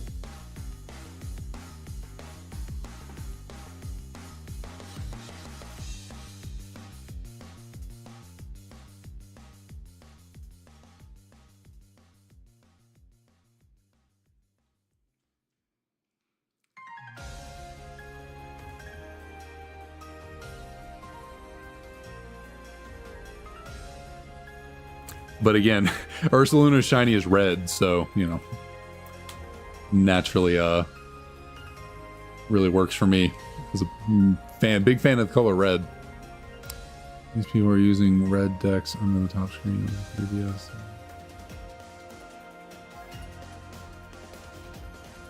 So that's called the Dex Nav. At some point during your playthrough, I can't remember when you get it. It might be, I think you might have to beat the first gym or something. It's been a while since I played through Oris, but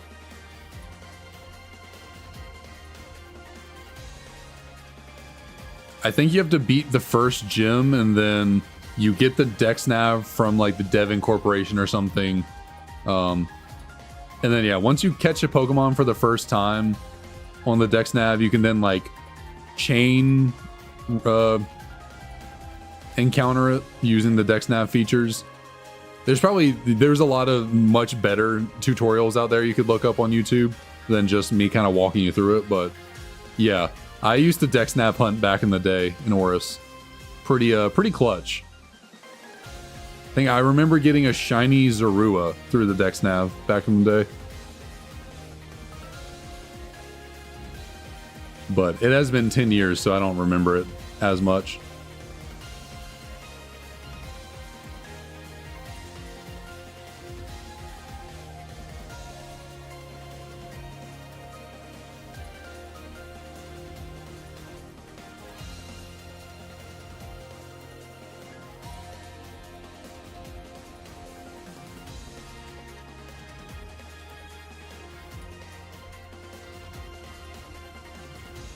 But it's looking like, unfortunately, unless we get crazy lucky here on the last 4 of the night, we are going to end another stream looking for our shiny gods without a shiny, unfortunately. But hey, I mean, we're still very early on in this hunt, so it is not a problem at all. 500 resets in, a whole 2,000 Pokemon gods later. Let's see, do we got anything here to end off the stream for the last reset of the night? That would unfortunately be a negative. But yeah, we will be we will be back looking for these shiny gods next Friday. This is, every Friday is this hunt right now.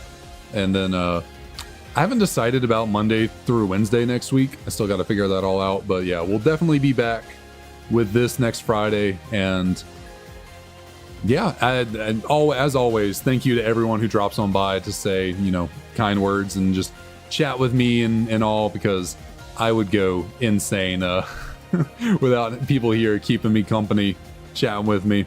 But I gotta call it a night. It is past midnight. I gotta go to bed, so I would and I gotta take care of my dogs, make sure they're all good. So I'll see y'all on Monday.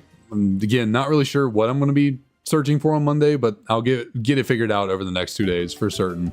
And yeah, I'll see y'all then.